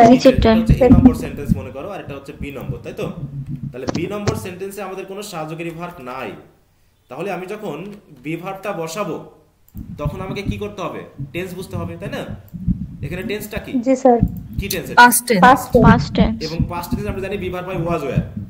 একটু মিউট রাখো। তাহলে ওয়ার্কের সাথে আমি কি কোনটা বসাবো? ওয়াজ। ওয়াজ বসাইলাম। ঠিক তো? ওয়াজটা কেন আসলে সবাই বুঝতে পেরেছো? জি। ওয়াজটা কি? বাড়তি এসেছে। ওয়াজটাকে আমরা কিন্তু এনেছি কি? বাড়তি। কেন এনেছি সেটা আমি বোঝাই দিচ্ছি যে কেন এনেছি। আচ্ছা, এটা গেল হচ্ছে যদি সাহায্যকারী ভার্ব না থাকে। এখন যদি সাহায্যকারী ভার্ব থাকে তাহলে অথবা আমরা দ্বিতীয় কাজটা করবো যে যদি পূর্বে কোনো অক্সিলারি ভার্ব থাকে তবে উক্ত অক্সিলারি ভার্ব অনুসারে বসাতে হবে, তখন আমার টেন্সের কথা ভাবার দরকার নেই। তাহলে আমার পূর্বের সাহায্যকারী ভার্ব আছে কি? হ্যাজ, তা কি? তাহলে হ্যাজের সাথে আমি অতিরিক্ত বিভার্বটা যখন বসাবো তখন কি লিখবো? বিন। বিন। কেন বিনটা হলো বোঝা গেছে? এটা কিন্তু অতিরিক্ত সাহায্যকারী ভার্ব, কিন্তু যেহেতু তার আগে একটা সাহায্যকারী ভার্ব আছে হ্যাজ, এই জন্য আমি এখানে কিন্তু বিন করে দিলাম, কারণ হ্যাভ হ্যাজের পর আমরা জানি ভার্বের পাস্ট পার্টিসিপল বসে। তাহলে এই দুটো ঘটনা ঘটবে একটা অতিরিক্ত বিভার্ব বসানোর সময়। সিম্পলি বোঝো। এইটুকুতে কারো প্রশ্ন আছে এই পর্যন্ত? এখানে কেন ওয়াজ হলো আর এখানে কেন হ্যাজ বিন হলো, এই সূত্রটা কি বুঝতে পেরেছো সবাই? জি স্যার। হচ্ছে। জি স্যার। ভালো করে বুঝতে হবে, হ্যাঁ, যে একটা অতিরিক্ত বিভার্ব আমার প্রয়োজন প্যাসিভের জন্য, বাইরে থেকে নিয়ে আসতে হবে। একদম বাইরে থেকে নিয়ে আসছি কিন্তু আমি এটা, অথবা আমার মুখস্থ করার দরকার নেই এখানে, জাস্ট আমি সূত্র প্রয়োগ করছি। এরপরে আমাদের পরবর্তী স্টেপটা কি? 4 নম্বর, প্রিন্সিপাল ভার্বের পাস্ট পার্টিসিপল করতে হবে। এটা তো আমরা সবাই জানি নাকি? প্রিন্সিপাল ভার্বের কি করতে হবে? পাস্ট পার্টিসিপল করতে হবে। তাহলে এখানে প্রিন্সিপাল ভার্ব কোনটা? ডান। ডান। ডান তো অলরেডি পাস্ট পার্টিসিপল হয়ে আছে নাকি? তাও আমরা বসাই দিব।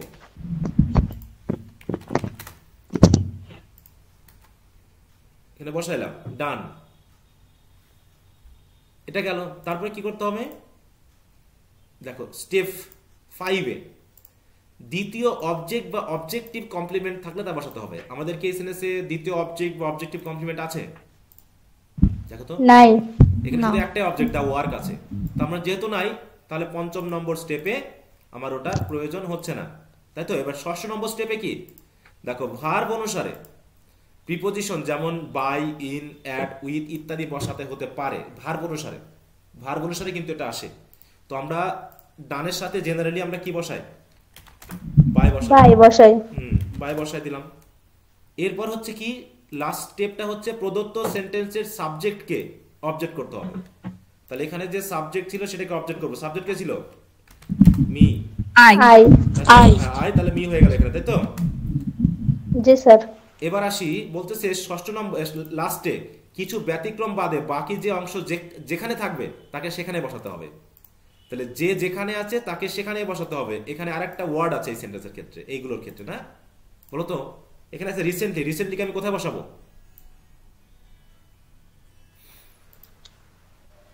বলো। এই recently- ডানের পরে ওয়ার্কের পরে না, এ কি সাজগির ভার্বের পরে আছে না? একটু মিউট রাখতে হবে গো, তোমার কারো মানে তোমাদের রেকর্ডিং এই ভিডিওতে পুরো সাউন্ড থেকে যাবে। তোমরা যদি একটু ইয়ারফোন ইউজ করো তাহলে ভালো হয়, হ্যাঁ, তা না হলে এটা চলে আসছে। তাহলে এই রিসেন্টলি কোথায় আছে? প্রথম সাহায্যকারী ভার্বের পরে না? হ্যাঁ তাহলে জি ওখানে স্যার। বসাই দিব। তাহলে কি দিব আজকে? রিসেন্টলি ইয়েস্টারডে কোথায় আছে সেন্টেন্সের? শুরুতে তাহলে শুরুতে বসাবো।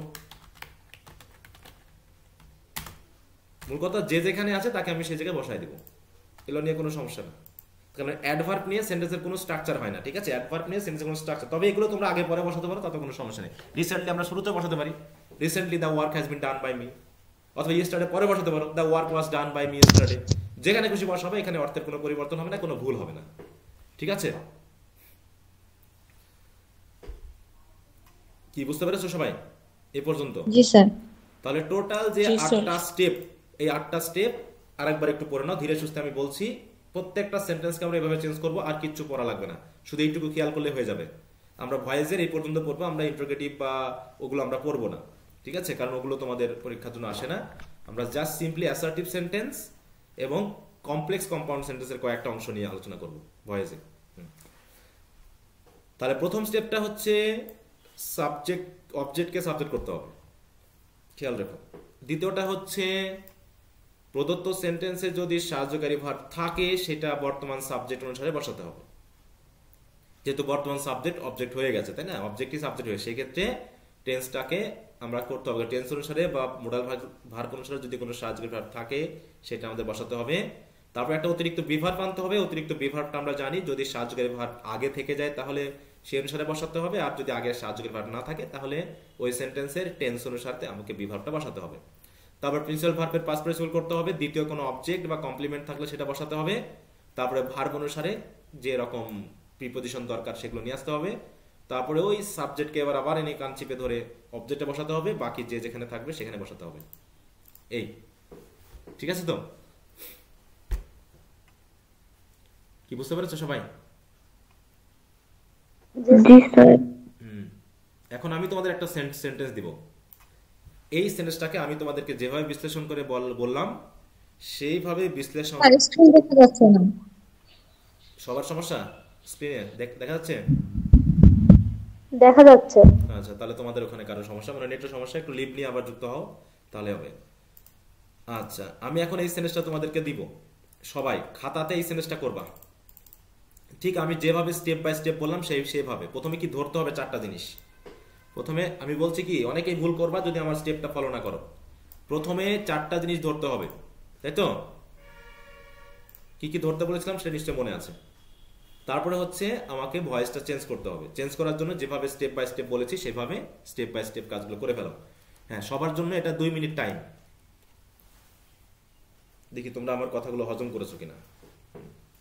2 মিনিট টাইম। সবাই খাতায় লেখো অথবা স্ক্রিন থেকেও ভাবতে পারো, দিয়ে মনে রাখো। আমি তোমাদেরকে ধরবো এক একজনকে। 2 মিনিট।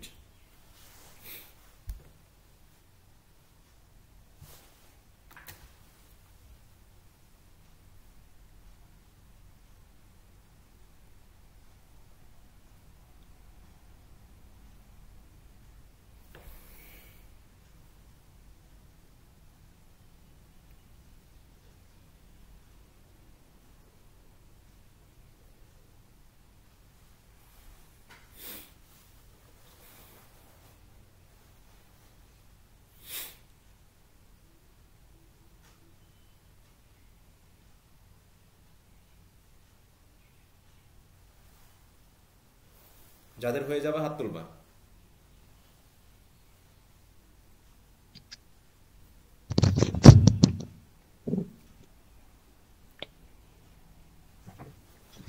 জি স্যার হয়েছে। হাত তুলে রাখো।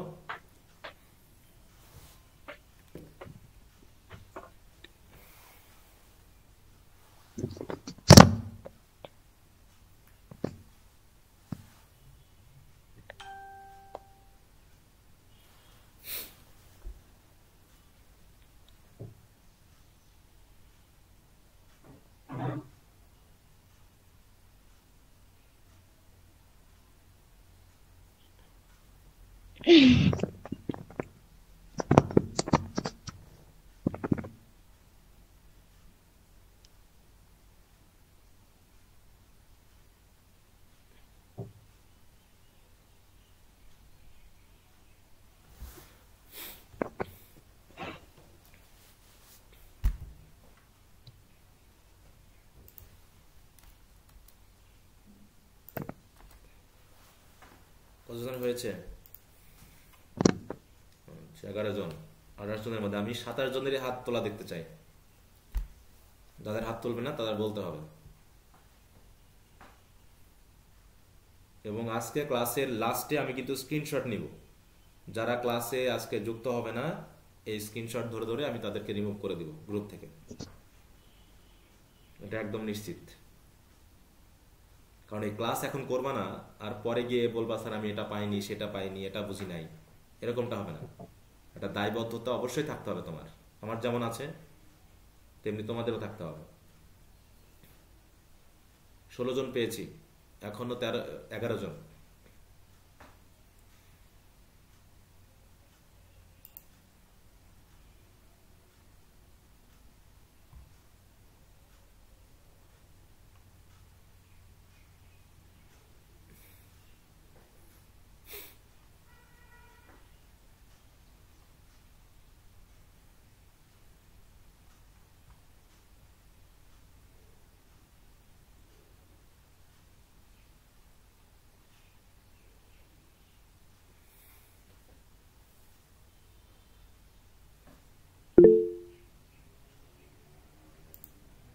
এখনো তুমি কোশ্চেনটা পাওনি?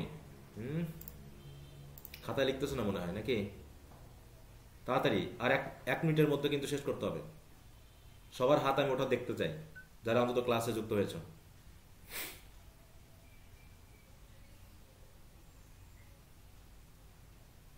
কারণ অনেকের কাছে বিষয়টা সহজ মনে হতে পারে, কিন্তু পরীক্ষার খাতা দেখতে গেলে বোঝা যায় যে এত সহজভাবে কেউ নেয়নি। জটিল করে ভেবে কাজটাকে একদম জটিল করে রেখে দিবা তোমরা।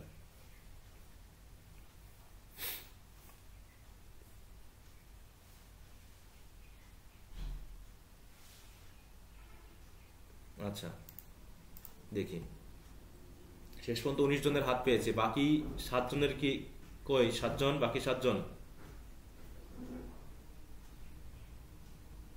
19 জনের হাত উঠেছে, বাকি 8 জন। 8 জন তো না, এখানে আমি যেহেতু 2 জন আছি তাহলে 26 জন। আরো 6 জন কে কে হাত তোলেনি তারা বলো। হাত তোলনি কেন? কাজটা শেষ হয়নি না বোঝনি? যারা হাত তোলেনি তাদের মধ্যে কেউ বলো।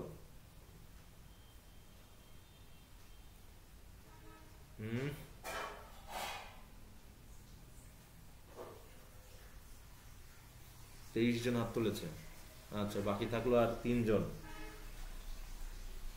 আচ্ছা দেখি বাকি 3 জনকে আমি দেখতেছি, যারা হাত তুলেছে তাদের স্ক্রিনশট নিচ্ছি।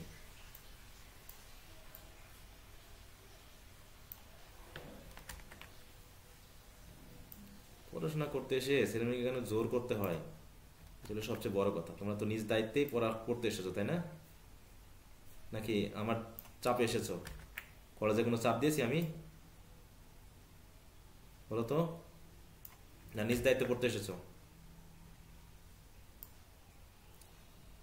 কেউ কথা বলে না, সবাই ভয় পেয়ে গেছে। নিজ দায়িত্বে এসেছি। টাকা দিয়ে তুমি নিজ দায়িত্ব পড়তে এসেছো, আমি তো তোমাকে তো জোর করি নাই যে আমার কাছে পড়তেই হবে। হ্যাঁ, আর আমার পড়া সবার ভালো লাগবে এমনও না, সেটা আমি স্টুডেন্ট ছিলাম তখনও জানি। তো সেই হিসাবে যখন তুমি টাকাটা দিয়েছো তখন অবশ্যই তুমি একটু ক্লাসে থাকবা, এটা তোমার অধিকার। এবং আমি ক্লাস ঠিক মতো নেবো, এটা বুঝে নেওয়ার দায়িত্ব তোমার। হ্যাঁ, কিন্তু আমাদের দেশের ছেলেমেয়েরা টাকা বেশি হয়ে গেছে তো টাকা দিয়ে চুপ থাকে, ঘাটতি মেরে থাকে। আচ্ছা যাক, 26 জন আমি পেয়েছি, এই 24 জন পেয়েছি আর 2 জনকে পাইনি। তো দেখি তাহলে এর ভিতর থেকে আমি তোদের একটু জিজ্ঞাসা করে নিই, আমি পরে ওটা এক্সপ্লেন করবো। প্রথমে জয়া আছো, জয়া, যে জি স্যার। জয়া, ওকে। তুমি বলো যে এখানে প্রথমে আমার যে স্টেপটা ছিল যে 4টা জিনিস ধরে নিতে হবে, তুমি কিভাবে ধরেছো কাজটা, আমাকে সেটা বলো। প্রথমে স্যার ভার্বকে ধরতে হবে। ভার্ব কোনটা এখানে? ফাউট। ফট, তাই তো? ফট উচ্চারণ হবে, জি। হ্যাঁ ফট। তারপর তারপর স্যার এজেন্ট সাবজেক্ট ধরতে হবে। কারা এজেন্ট? কেটা? The people of our country. হ্যাঁ, পিপল অফ আওয়ার কান্ট্রি হচ্ছে এজেন্ট, ভালো কথা। তারপরে তারপর স্যার অবজেক্ট। এখানে অবজেক্ট কোনটা? Object the Pakistanian. না, দ্য পাকিস্তানিয়ান। ওটা তো ওদের বিরুদ্ধে করলো, ওদের বিরুদ্ধে, তাই না? ওটা তো প্রিপোজিশন সহ আছে, এটা অবজেক্ট হবে? না স্যার। না স্যার। তারা কি ফট ঠিক আছে। করলো? ব্লাডি একটা ব্লাডি ওয়্যার, হ্যাঁ, রক্তক্ষয়ী যুদ্ধ করলো। এখন তো এটা নাও থাকতে পারে, যদি Bloody war। এটা তো সেন্টেন্সে নাও থাকতে পারে, হ্যাঁ, এটা তো সেন্টেন্সে নাও, তাও তো আমার অবজেক্ট থাকবে। দেখো, জি স্যার। হ্যাঁ, the people of our country, আমি বললাম যে তোমরা ধরবাই যে শেষে যা থাকবে সেটাই অবজেক্ট। এটা কখন আমি বলেছি বলো তো? একবার বলেছি? না। হ্যাঁ, সবসময় খেয়াল করবা যে ট্রানজিটিভ ভার্বের খুব কাছাকাছি অবজেক্ট থাকে, ট্রানজিটিভ ভার্বের খুব কাছাকাছি অবজেক্ট থাকে। আমি এখনো একবারও বলি নাই যে শেষে যা থাকবে তাই অবজেক্ট ধরে নিবা। এটা আমি জানতাম যে এরকম একটা ঘটনা ঘটবে, এই জন্য কিন্তু আমি আগে সতর্ক করেছি। তাহলে ব্লাডি ওয়ার কোথায় গেল? অবজেক্ট কখনো অত দূর বসে বলো? এ পর্যন্ত আমরা যে সেন্টেন্স শিখলাম, ভার্বের পরে তো অবজেক্ট থাকে নাকি? কোথাও কি পেয়েছি যে ভার্বের পরে অবজেক্ট না বসে অ্যাডভার্ব বসে তারপরে অবজেক্ট পরে বসে? কমপ্লিমেন্ট থাকলেও তো আগে অবজেক্ট তারপরে কমপ্লিমেন্ট বসে নাকি? জি স্যার। হ্যাঁ, ট্রানজিটিভ ভার্ব মানেই বুঝতে হবে অবজেক্টটা খুব কাছাকাছি আছে। তাহলে এটা হচ্ছে কি? অবজেক্ট। Object bloody war. এটাকে যদি অবজেক্ট ধরো তাহলে তোমার সেন্টেন্স শেষ, তোমার ভয়েস চেঞ্জ করা শেষ। ভুল হয়ে গেছে, কিছু করার নাই, তাই না? যদি পাকিস্তানি আর্মি দিয়ে তুমি সেন্টেন্সটা করো, সেন্টেন্সটা কি ঠিক হবে? হ্যাঁ, জি না না স্যার। স্যার। তোমার সেন্টেন্স শেষ। আমি তো ওইটা আগেই বললাম যে এটা যদি না ধরতে পারো তাহলে তোমার ভয়েস চেঞ্জ করা শেষ, কিছু করার নাই। একটু ঠিক রেখো এগুলোকে। এই জন্য আমি বলেছি খুব সিম্পলি যে এই 4টা জিনিস তোমাকে ধরতে হবে। অতিরিক্ত যারা বোঝো তারা কিন্তু এই কাজটা করবা না, ভাবো তো ওসব ব্যাপারকে ধরতে যাবে, আর এগুলোই তো। হ্যাঁ, এরকম দরকার নেই ভাই এত পণ্ডিতি। আমি যা বলেছি স্টুডেন্ট হও, শেখো, ভুল হবে না, সিম্পলি বুঝবা। আচ্ছা যাও, তাহলে ধন্যবাদ যে তুমি অন্তত ভার্ব এবং এজেন্ট পর্যন্ত ধরতে পেরেছো। তাহলে বাড়তি অংশ কোনটুকু হচ্ছে তাহলে এখানে? চতুর্থ হচ্ছে against the Pakistanian. Against the Pakistanian. এটা হচ্ছে আমাদের বাড়তি অংশ, এটা আমার নিয়ে চিন্তা করার কোনো কারণ নেই। তাহলে ভয়েস চেঞ্জ করার জন্য আমার এই 3টা জিনিসই যথেষ্ট। আচ্ছা ঠিক আছে জয়া, এবার আসি সোহান। বলো, সোহান রহমান। সোহান আছো? জি স্যার। আচ্ছা তুমি জি বলো। স্যার আসছি। এবার ভয়েস চেঞ্জটা তুমি কি করেছো সেটা আমাকে স্টেপ বাই স্টেপ বলো, যে 8টা স্টেপ ছিল তার স্টেপগুলো তুমি কিভাবে নিয়েছো। এই ব্লাডি ওয়্যার এটা ওয়াজ কি? ফট। আচ্ছা, ব্লাডি ওয়ার কি? সবাইকে একটু বুঝাই দাও যেন সবাই বোঝে। Bloody war object. অবজেক্টকে সাবজেক্ট করলাম, তারপরে? জি স্যার। তারপর টেন্স অনুযায়ী বি ভার্ব আনলো স্যার, ওয়াজ। কারণ এখানে কোনো সাহায্যকারী ভার্ব নাই, তাই না? তা আমি সাহায্যকারী ভার্ব নাই, জি স্যার। হ্যাঁ, তারপরে? তারপরে স্যার পাস্ট পার্টিসিপল। মূল ভার্বের পাস্ট পার্টিসিপল, তারপরে? জি স্যার। তারপরে স্যার ভার্ব অনুযায়ী প্রিপোজিশন বাই। বাই, হ্যাঁ। The people of our country. The people of our country আমাদের সাবজেক্ট হয়ে গেল কি? জি স্যার। তারপর বাকি অংশ। তারপরে বাকি যেটা রাখবে সেটাতে তো? জি স্যার, এটাই। হ্যাঁ, এই তো হয়ে গেল।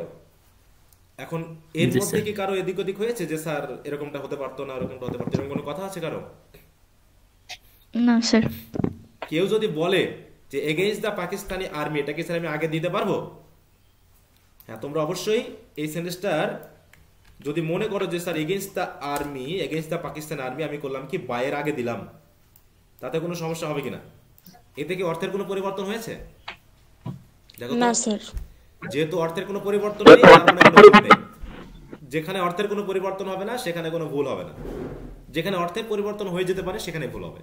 এই হলো ব্যাপার। কিছু কিছু সেন্টেন্সে আছে যেটা অর্থের পরিবর্তন হয়ে যেতে পারে, এই জন্য আমরা খেয়াল করব যে যে যেখানে আছে দয়া করে আমরা তাকে সেখানে বসাই দিব, তো তাতে অর্থের ভুল হওয়ার সম্ভাবনা কম থাকবে। ঠিক আছে, এই দুটাই কারেক্ট কিন্তু এই জায়গায়।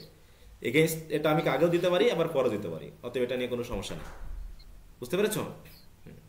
জি স্যার। ওকে, বাকি কারো কি কোনো প্রবলেম আছে বুঝতে?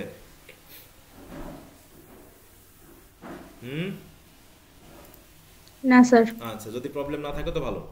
আচ্ছা দেখো, এখানে আমি এটা করে দিয়েছিলাম স্টেপ বাই স্টেপ, তোমরা একটু এটা ভালো করে দেখে নিবা। 3 নম্বরে একই বিষয়, তাই না? দেখো 3 নম্বর উদাহরণ দিয়েছি, এখানেও আমি প্রত্যেকটা দেখো অনেকগুলো সেন্টেন্স দিয়ে কিন্তু স্টেপ বাই স্টেপ করে দিয়েছি। এগুলোকে তোমাদের কাজ হবে বাড়িতে একটু পড়ে নেওয়া। প্রত্যেকটা স্টেপ কিন্তু আমি দেখিয়ে দিয়েছি এবং এই জায়গাতে বলে দিয়েছি যে সেটা আছে কি নাই। আছে, দেখো যেটা নাই সেটা নাই লিখেছি। যেখানে টেন্স অনুসারে সাহায্যকারী ভার্ব নাই, এখানে যেমন টেন্স অনুসারে সাহায্যকারী ভার্ব ছিল ওয়াজ, এখানে দ্বিতীয় কোনো অবজেক্ট বা কমপ্লিমেন্ট নাই। দিয়ে স্টেপ বাই স্টেপ করার পর আমি কিন্তু এখানে আবার এটা দেখিয়ে দিয়েছি। অতএব একদম ভেঙে ভেঙে বুঝিয়ে দিয়েছি, বাকিটা তোমরা এখন বাড়িতে প্র্যাকটিস করে নিবা। ঠিক আছে? তো এখন একটু ভাবো যে প্রিপোজিশন বাই বাদেও অন্যান্য প্রিপোজিশন থাকতে পারে, তাই এর জন্য সেখানে আমি উল্লেখ করে দিয়েছি। দেখো যে অ্যাড কোন কোন ভার্বের সাথে অ্যাড বসে, কোন কোন ভার্বের সাথে টু বসে, কোন কোন ভার্বের সাথে ইন বসে, আর কোন কোন ভার্বের সাথে উইথ বসে। এইগুলোকে একটু দয়া করে খুব মনোযোগের সহিত দখালে মুখস্থ করে ফেলবা। ঠিক আছে সবাই? যে কোন কোন ভার্বের সাথে কি বসে, এটা গেল একটা কথা, কারণ ওটা তোমাদের ব্যাপার। ইন্টারোগেটিভ সেন্টেন্সের ব্যাপারে আমাদেরকে ভয়েসে আমি এটা পড়াতে যাচ্ছি না, কারণ এটা এখন ইন্টারোগেটিভ সেন্টেন্স বোঝাতে হবে, বোঝাই তারপর ওটা করতে হবে, ওটা নিয়ে আমাদের দরকার নাই। ঠিক আছে? কারণ ইন্টারোগেটিভ সেন্টেন্স পরীক্ষাতে খুব একটা এই পর্যন্ত আসেনি বা আসবেও না। তবে আমি শীটটা দিয়ে দিব, তোমরা নিজ দায়িত্বে একটু পড়ে নিতে পারলে পড়ে নিতে পারো। ঠিক আছে? তো কারণ ওই ঘটনা একই, ওই যা বুঝিয়েছি বেসিক স্টেপ যা বুঝিয়েছি এখানেও বেসিক স্টেপ কিন্তু তাই আছে এবং সুন্দর করে এখানে বলেও দেওয়া আছে। মনে থাকবে? দেখো আমি এগুলো সবকিছু তোমাদের পুরো শীটটায় দিয়ে দিব, তোমরা পড়ে নিবা। এখন আমরা যাব হচ্ছে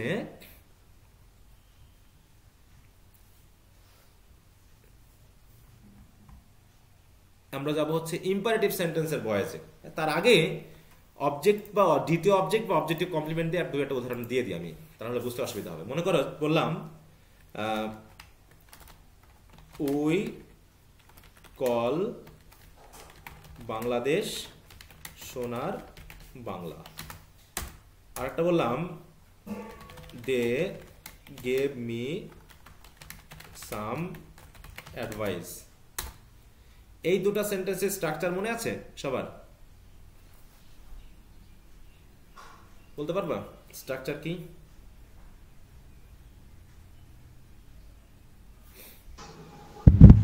জি স্যার। বলো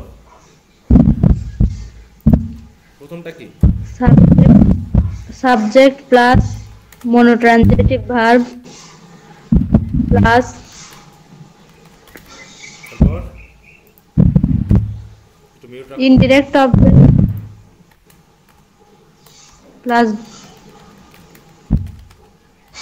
তারপর আচ্ছা তার রাইট ট্রানজিটিভ ভার্ব। ভালো করে বলো, আমি তুমি যা বলবো আমি তাই লিখবো এই জায়গায়। দেখি তুমি কি ধরতে পারো, যদি না ধরতে পারো তাহলে বিপদ আছে। কেউ কি পারবে না এটা ধরতে? Object complement. আমাকে প্রশ্ন করছো কেন? আমি তোমাদেরকে প্রশ্ন করেছি। Subject objective complement. একজন বলো। Subject sir, subject plus factitive verb plus object plus objective complement, noun complement.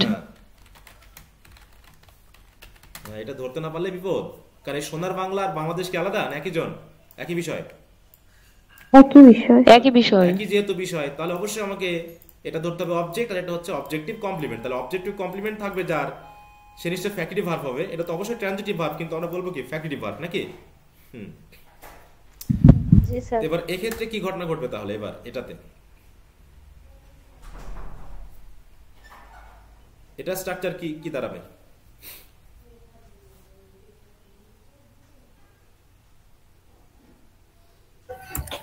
Sir ওইটার এটা পুরোই সেম, শুধু সাম অ্যাডভাইসের জায়গায় অ্যাডজেক্টিভ ফ্রেজ হবে। Subject factitive verb object adjective phrase, মানে adjective complement, adjective complement. Adviser আমি একই জন।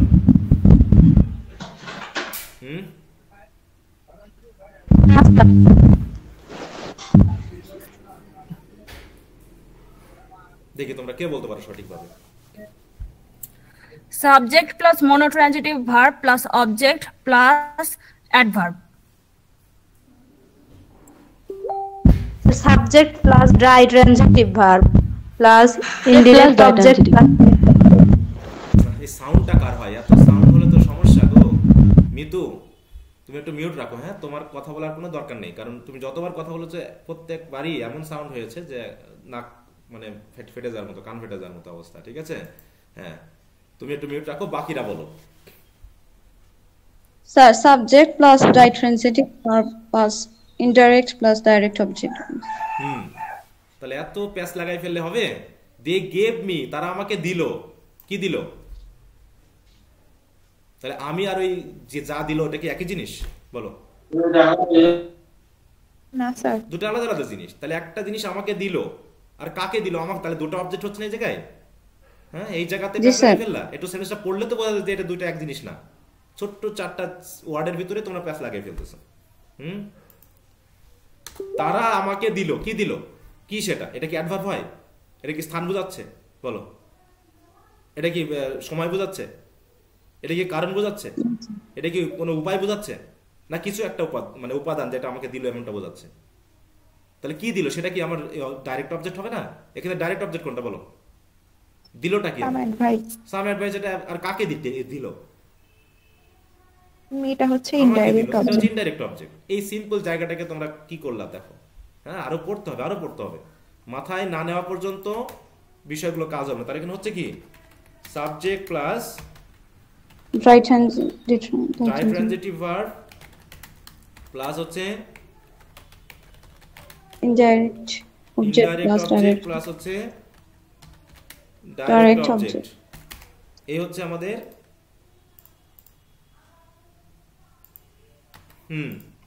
তাহলে এইটুকু যদি না ধরতে পারো তাহলে তোমার ভয়েস চেঞ্জ হবে না। হ্যাঁ, একদম মাঠে মারা যাবে।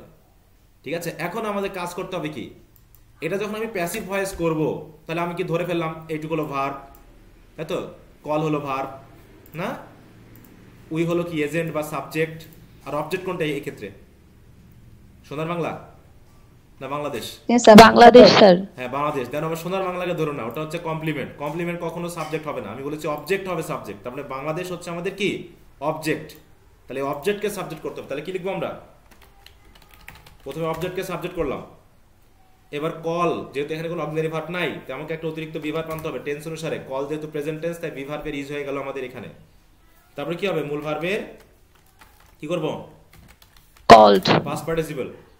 তারপরে বলা হচ্ছে কি কমপ্লিমেন্ট থাকলে সেটা বসাবো। কি লিখবো? সোনার বাংলা। সোনার বাংলা। তারপরে বাই দিয়ে আস।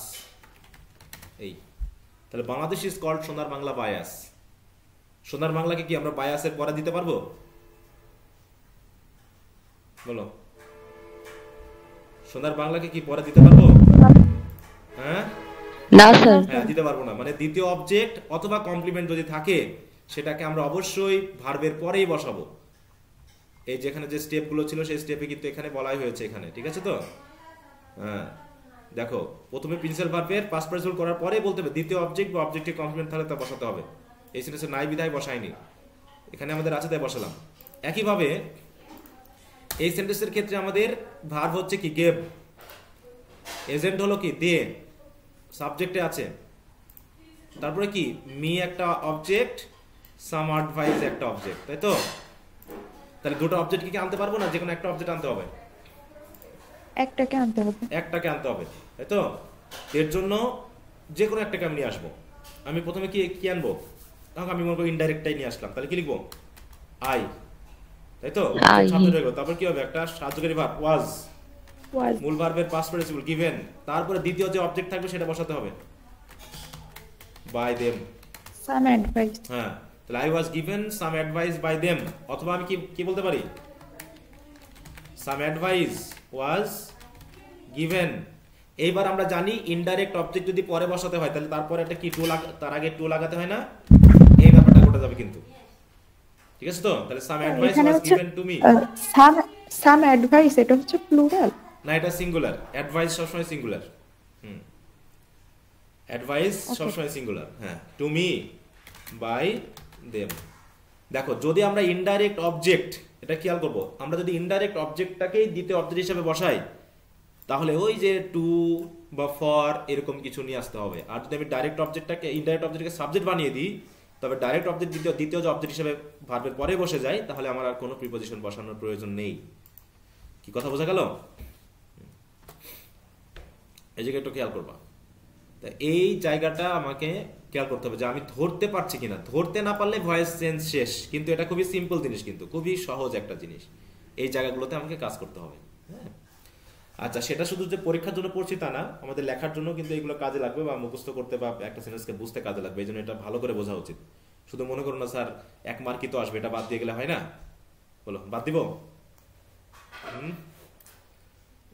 না স্যার।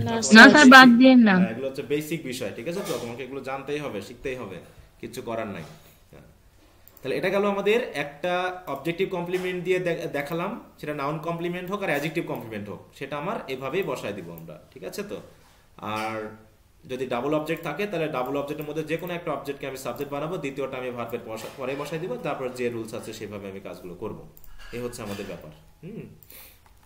আচ্ছা, এরপর আমরা বললাম কি যে ইন্টারোগেটিভ সেন্টেন্সটা নিয়ে আমি তোদের সাথে আলোচনা করছি না, তোমরা যদি নিজেরা পারো ওটা একটু পড়ে নিবা। ঠিক যেভাবে বলা আছে এভাবে কিন্তু বলেও দিয়েছি আমি। হ্যাঁ, দেখো ইম্পারেটিভ সেন্টেন্সের ক্ষেত্রে আমরা চলে আসি, কারণ এটা পরীক্ষাতে দেখা যায়।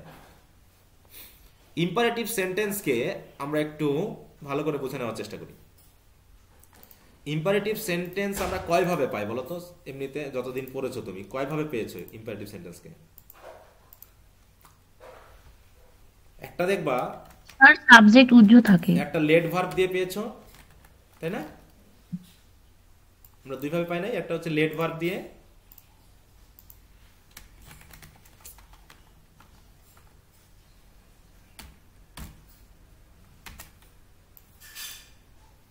তো সমস্যা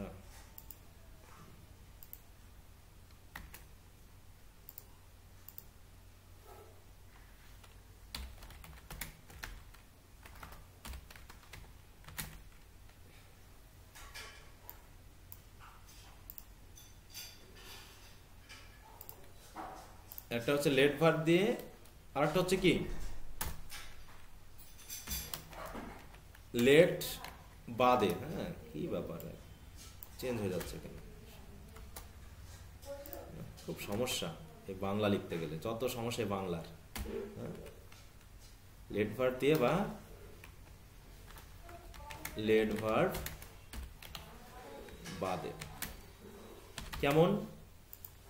যেমন একটা বলি আমরা যে লেট মি গো দেয়ার, এটা একটা, আর একটা হচ্ছে কি গো দেয়ার। এরকম পাই না আমরা? এই দুটো তো পাই আমরা ইম্পারেটিভ সেন্টেন্স, তাই তো? দেখো একটু হ্যাঁ হো বলো। জি স্যার। যে তোমরা বুঝবা কিনা, নেটওয়ার্কের প্রবলেম থাকে তো এই জন্য একটু প্রশ্ন করলে একটু হ্যাঁ হো বলবা কেউ না কেউ, তাহলে বুঝবো যে হ্যাঁ তোমরা শুনতে পাচ্ছ।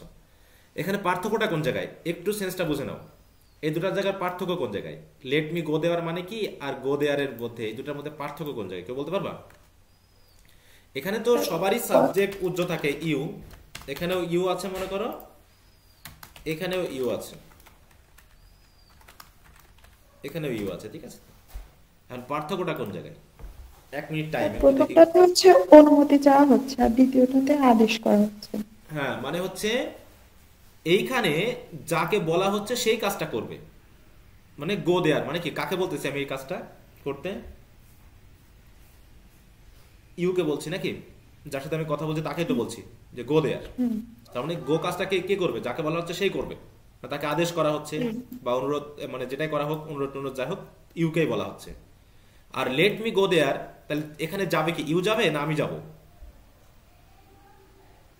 আমি যাব। কিন্তু ইউ এর কাছ থেকে আমি কি করছি? অনুমতি চাচ্ছি, তাই না? ইউ এর কাছ থেকে আমি অনুমতি চাচ্ছি, আর এই জায়গায় ইউকেই বলেছি কাজটা করতে। তাহলে পার্থক্য হলো এই দুইটা জায়গাতে। লেট আমরা তখনই লাগাই যখন ইউ এর কাছ থেকে অনুমতি নেওয়া হবে, ঠিক আছে? অনুমতি চাওয়া হবে, সে কাজটা করবে না, সে শুধু আমাদেরকে কাজটা করতে দিবে, অ্যালাউ করবে। আর লেট বাদে যখন হয় তখন ইউকে বলছে ইউই কাজটা করবে। এইখানে একটু যদি পার্থক্যটা বুঝতে পারো তাহলে প্যাসিভ ভয়েসে বুঝতেও সুবিধা হবে, ঠিক আছে?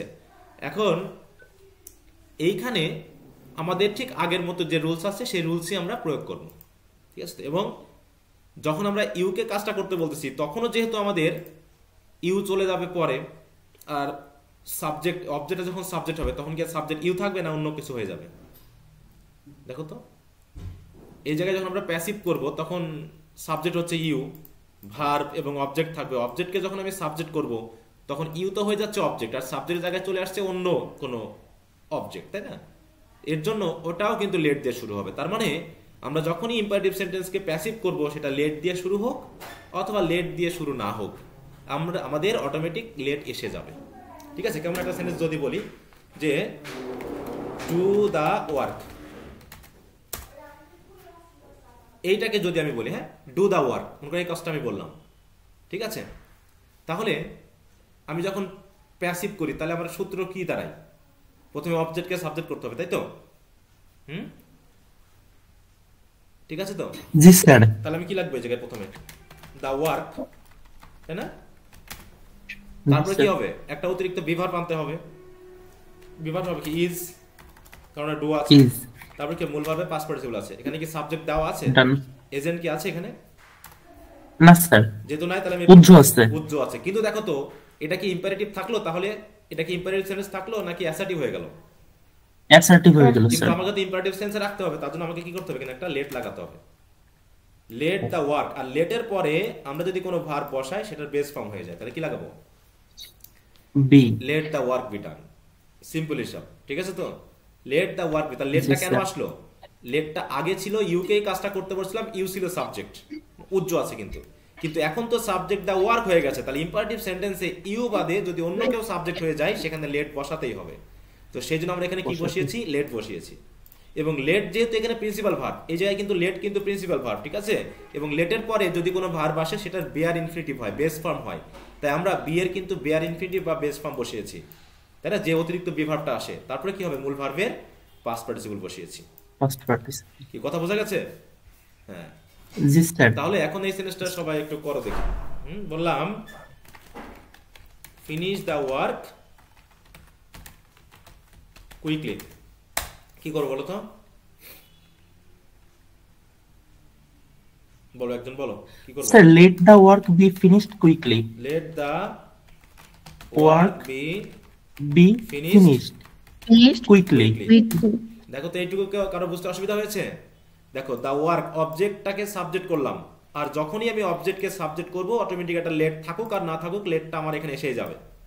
তারপর আমরা জানি একটা অতিরিক্ত বিভার্ব নিয়ে আসতে হয়, সেই বিভার্বটা এখানে আমি টেন্স অনুসারে বসাতে পারিনি কারণ এখানে ফিনিশ বেস ফর্মে আছে, এটা কিন্তু প্রেজেন্ট ফর্ম না, ঠিক আছে? এই ফিনিশ কিসে আছে? বেস ফর্মে আছে, তাহলে বেস ফর্ম বসাই দিলাম।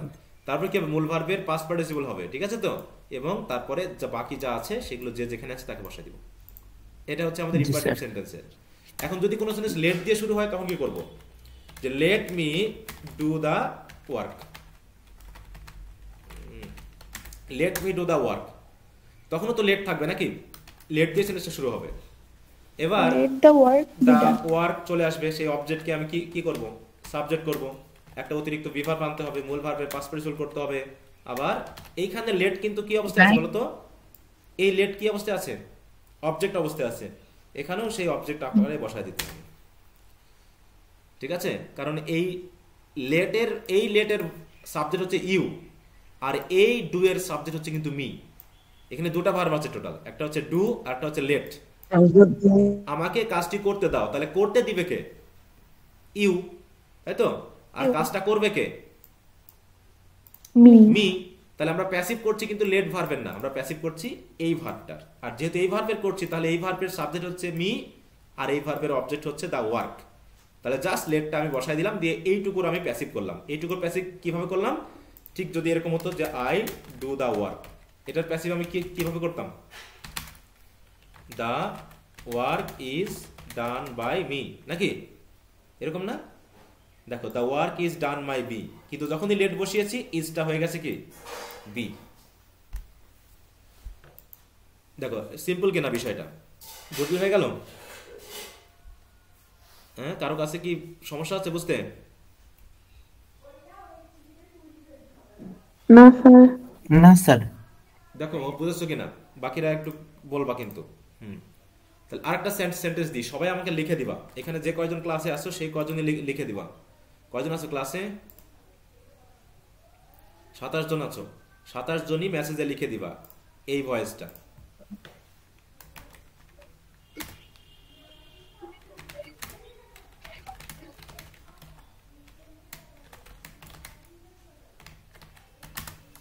হ্যাঁ, এটার প্যাসিভ করে দাও সবাই। এটা দিয়ে আজকে শেষ করবো, যেহেতু ক্লাস থাকতে পারে অনেকে।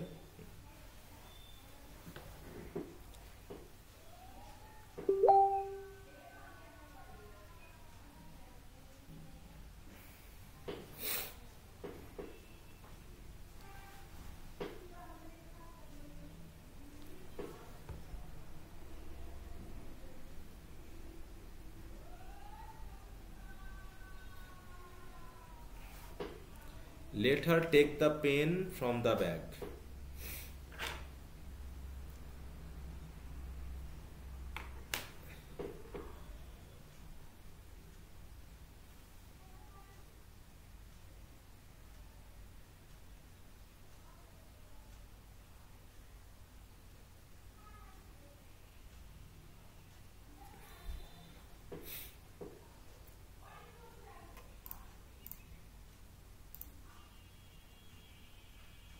একটু লিখে দাও সবাই। হ্যাঁ, এখানে মেসেজে সবাই কি লিখতে পারো? মেসেজে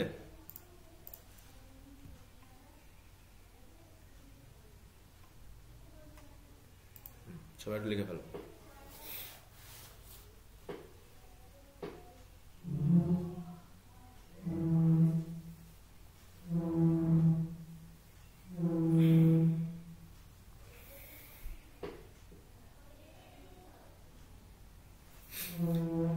যেহেতু আগের ব্যাচে ভয়েসটা কিন্তু পুরোটা আলোচনা করা ছিল, ইন্টারোগেটিভ এগুলো সব আলোচনা করেছিলাম, তা ওখানকার কিছু ক্লাস আমি তোমাদের এখানে শেয়ার করে দিব, ঠিক আছে?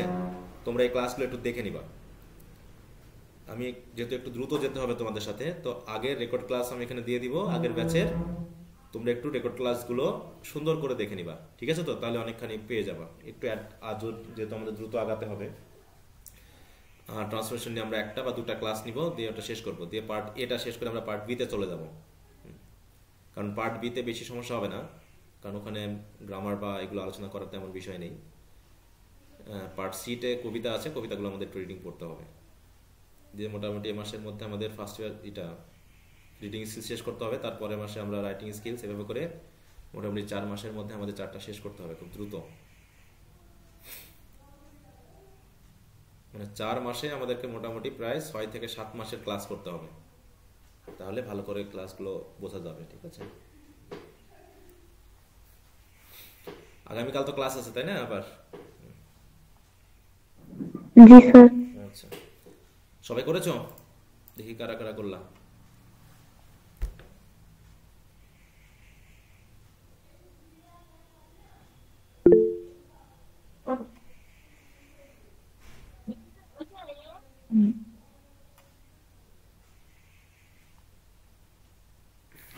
আচ্ছা, তো মোটামুটি সবাই পেরেছো মনে হয়।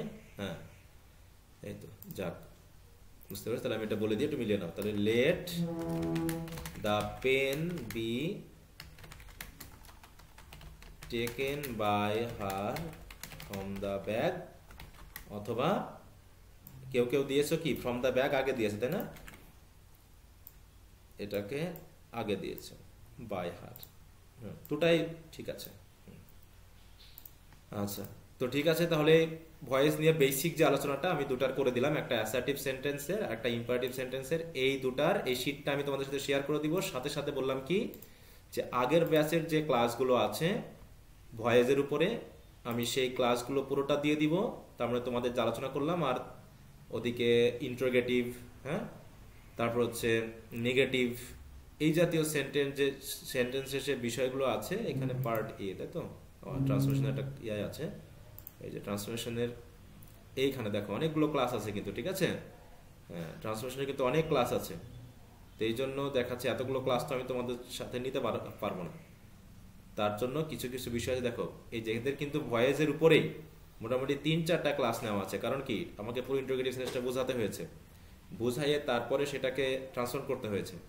এই জায়গাগুলোতে তোমাদের আমি দিয়ে দিব, তোমরা দেখে নিবা, কারণ তোমাদের আমি একটার বেশি ক্লাস নিতে পারবো না। কি ঠিক বোঝাতে পেরেছি? কি বললাম? হ্যাঁ। তাহলে নিজ দায়িত্বগুলো একটু দেখে নিলে তোমার আন্ডারস্ট্যান্ডিংটা আরো বেশি বেটার হয়ে যাবে। হ্যাঁ। আচ্ছা, তাহলে এগুলো একটু দেখে নিবা স্যার আগামী ক্লাসের মধ্যেই। হ্যাঁ বলো। স্যার হচ্ছে ওই যে আমাদের যে গ্রুপ করে পড়ার বিষয়টা, ওইখানে গুগল ক্লাসরুমের অ্যানাউন্সমেন্ট কমেন্টে নাকি প্রশ্ন করতে অনেকের অসুবিধা হয়, তাই মেসেঞ্জার গ্রুপ খোলার কথা বলছিল। তোমরা তো যদি খুলতে পারো তোমাদের নিজ দায়িত্বে তোমরা খুলে নিতে পারো, এটা তোমাদের ব্যাপার, ঠিক আছে? তো ওটা আমি আর লিড করবো না, সেটা তোমরা করে নিতে পারো। হ্যাঁ, জি স্যার। তোমরা নিজেরা একটা করে নিতে পারো।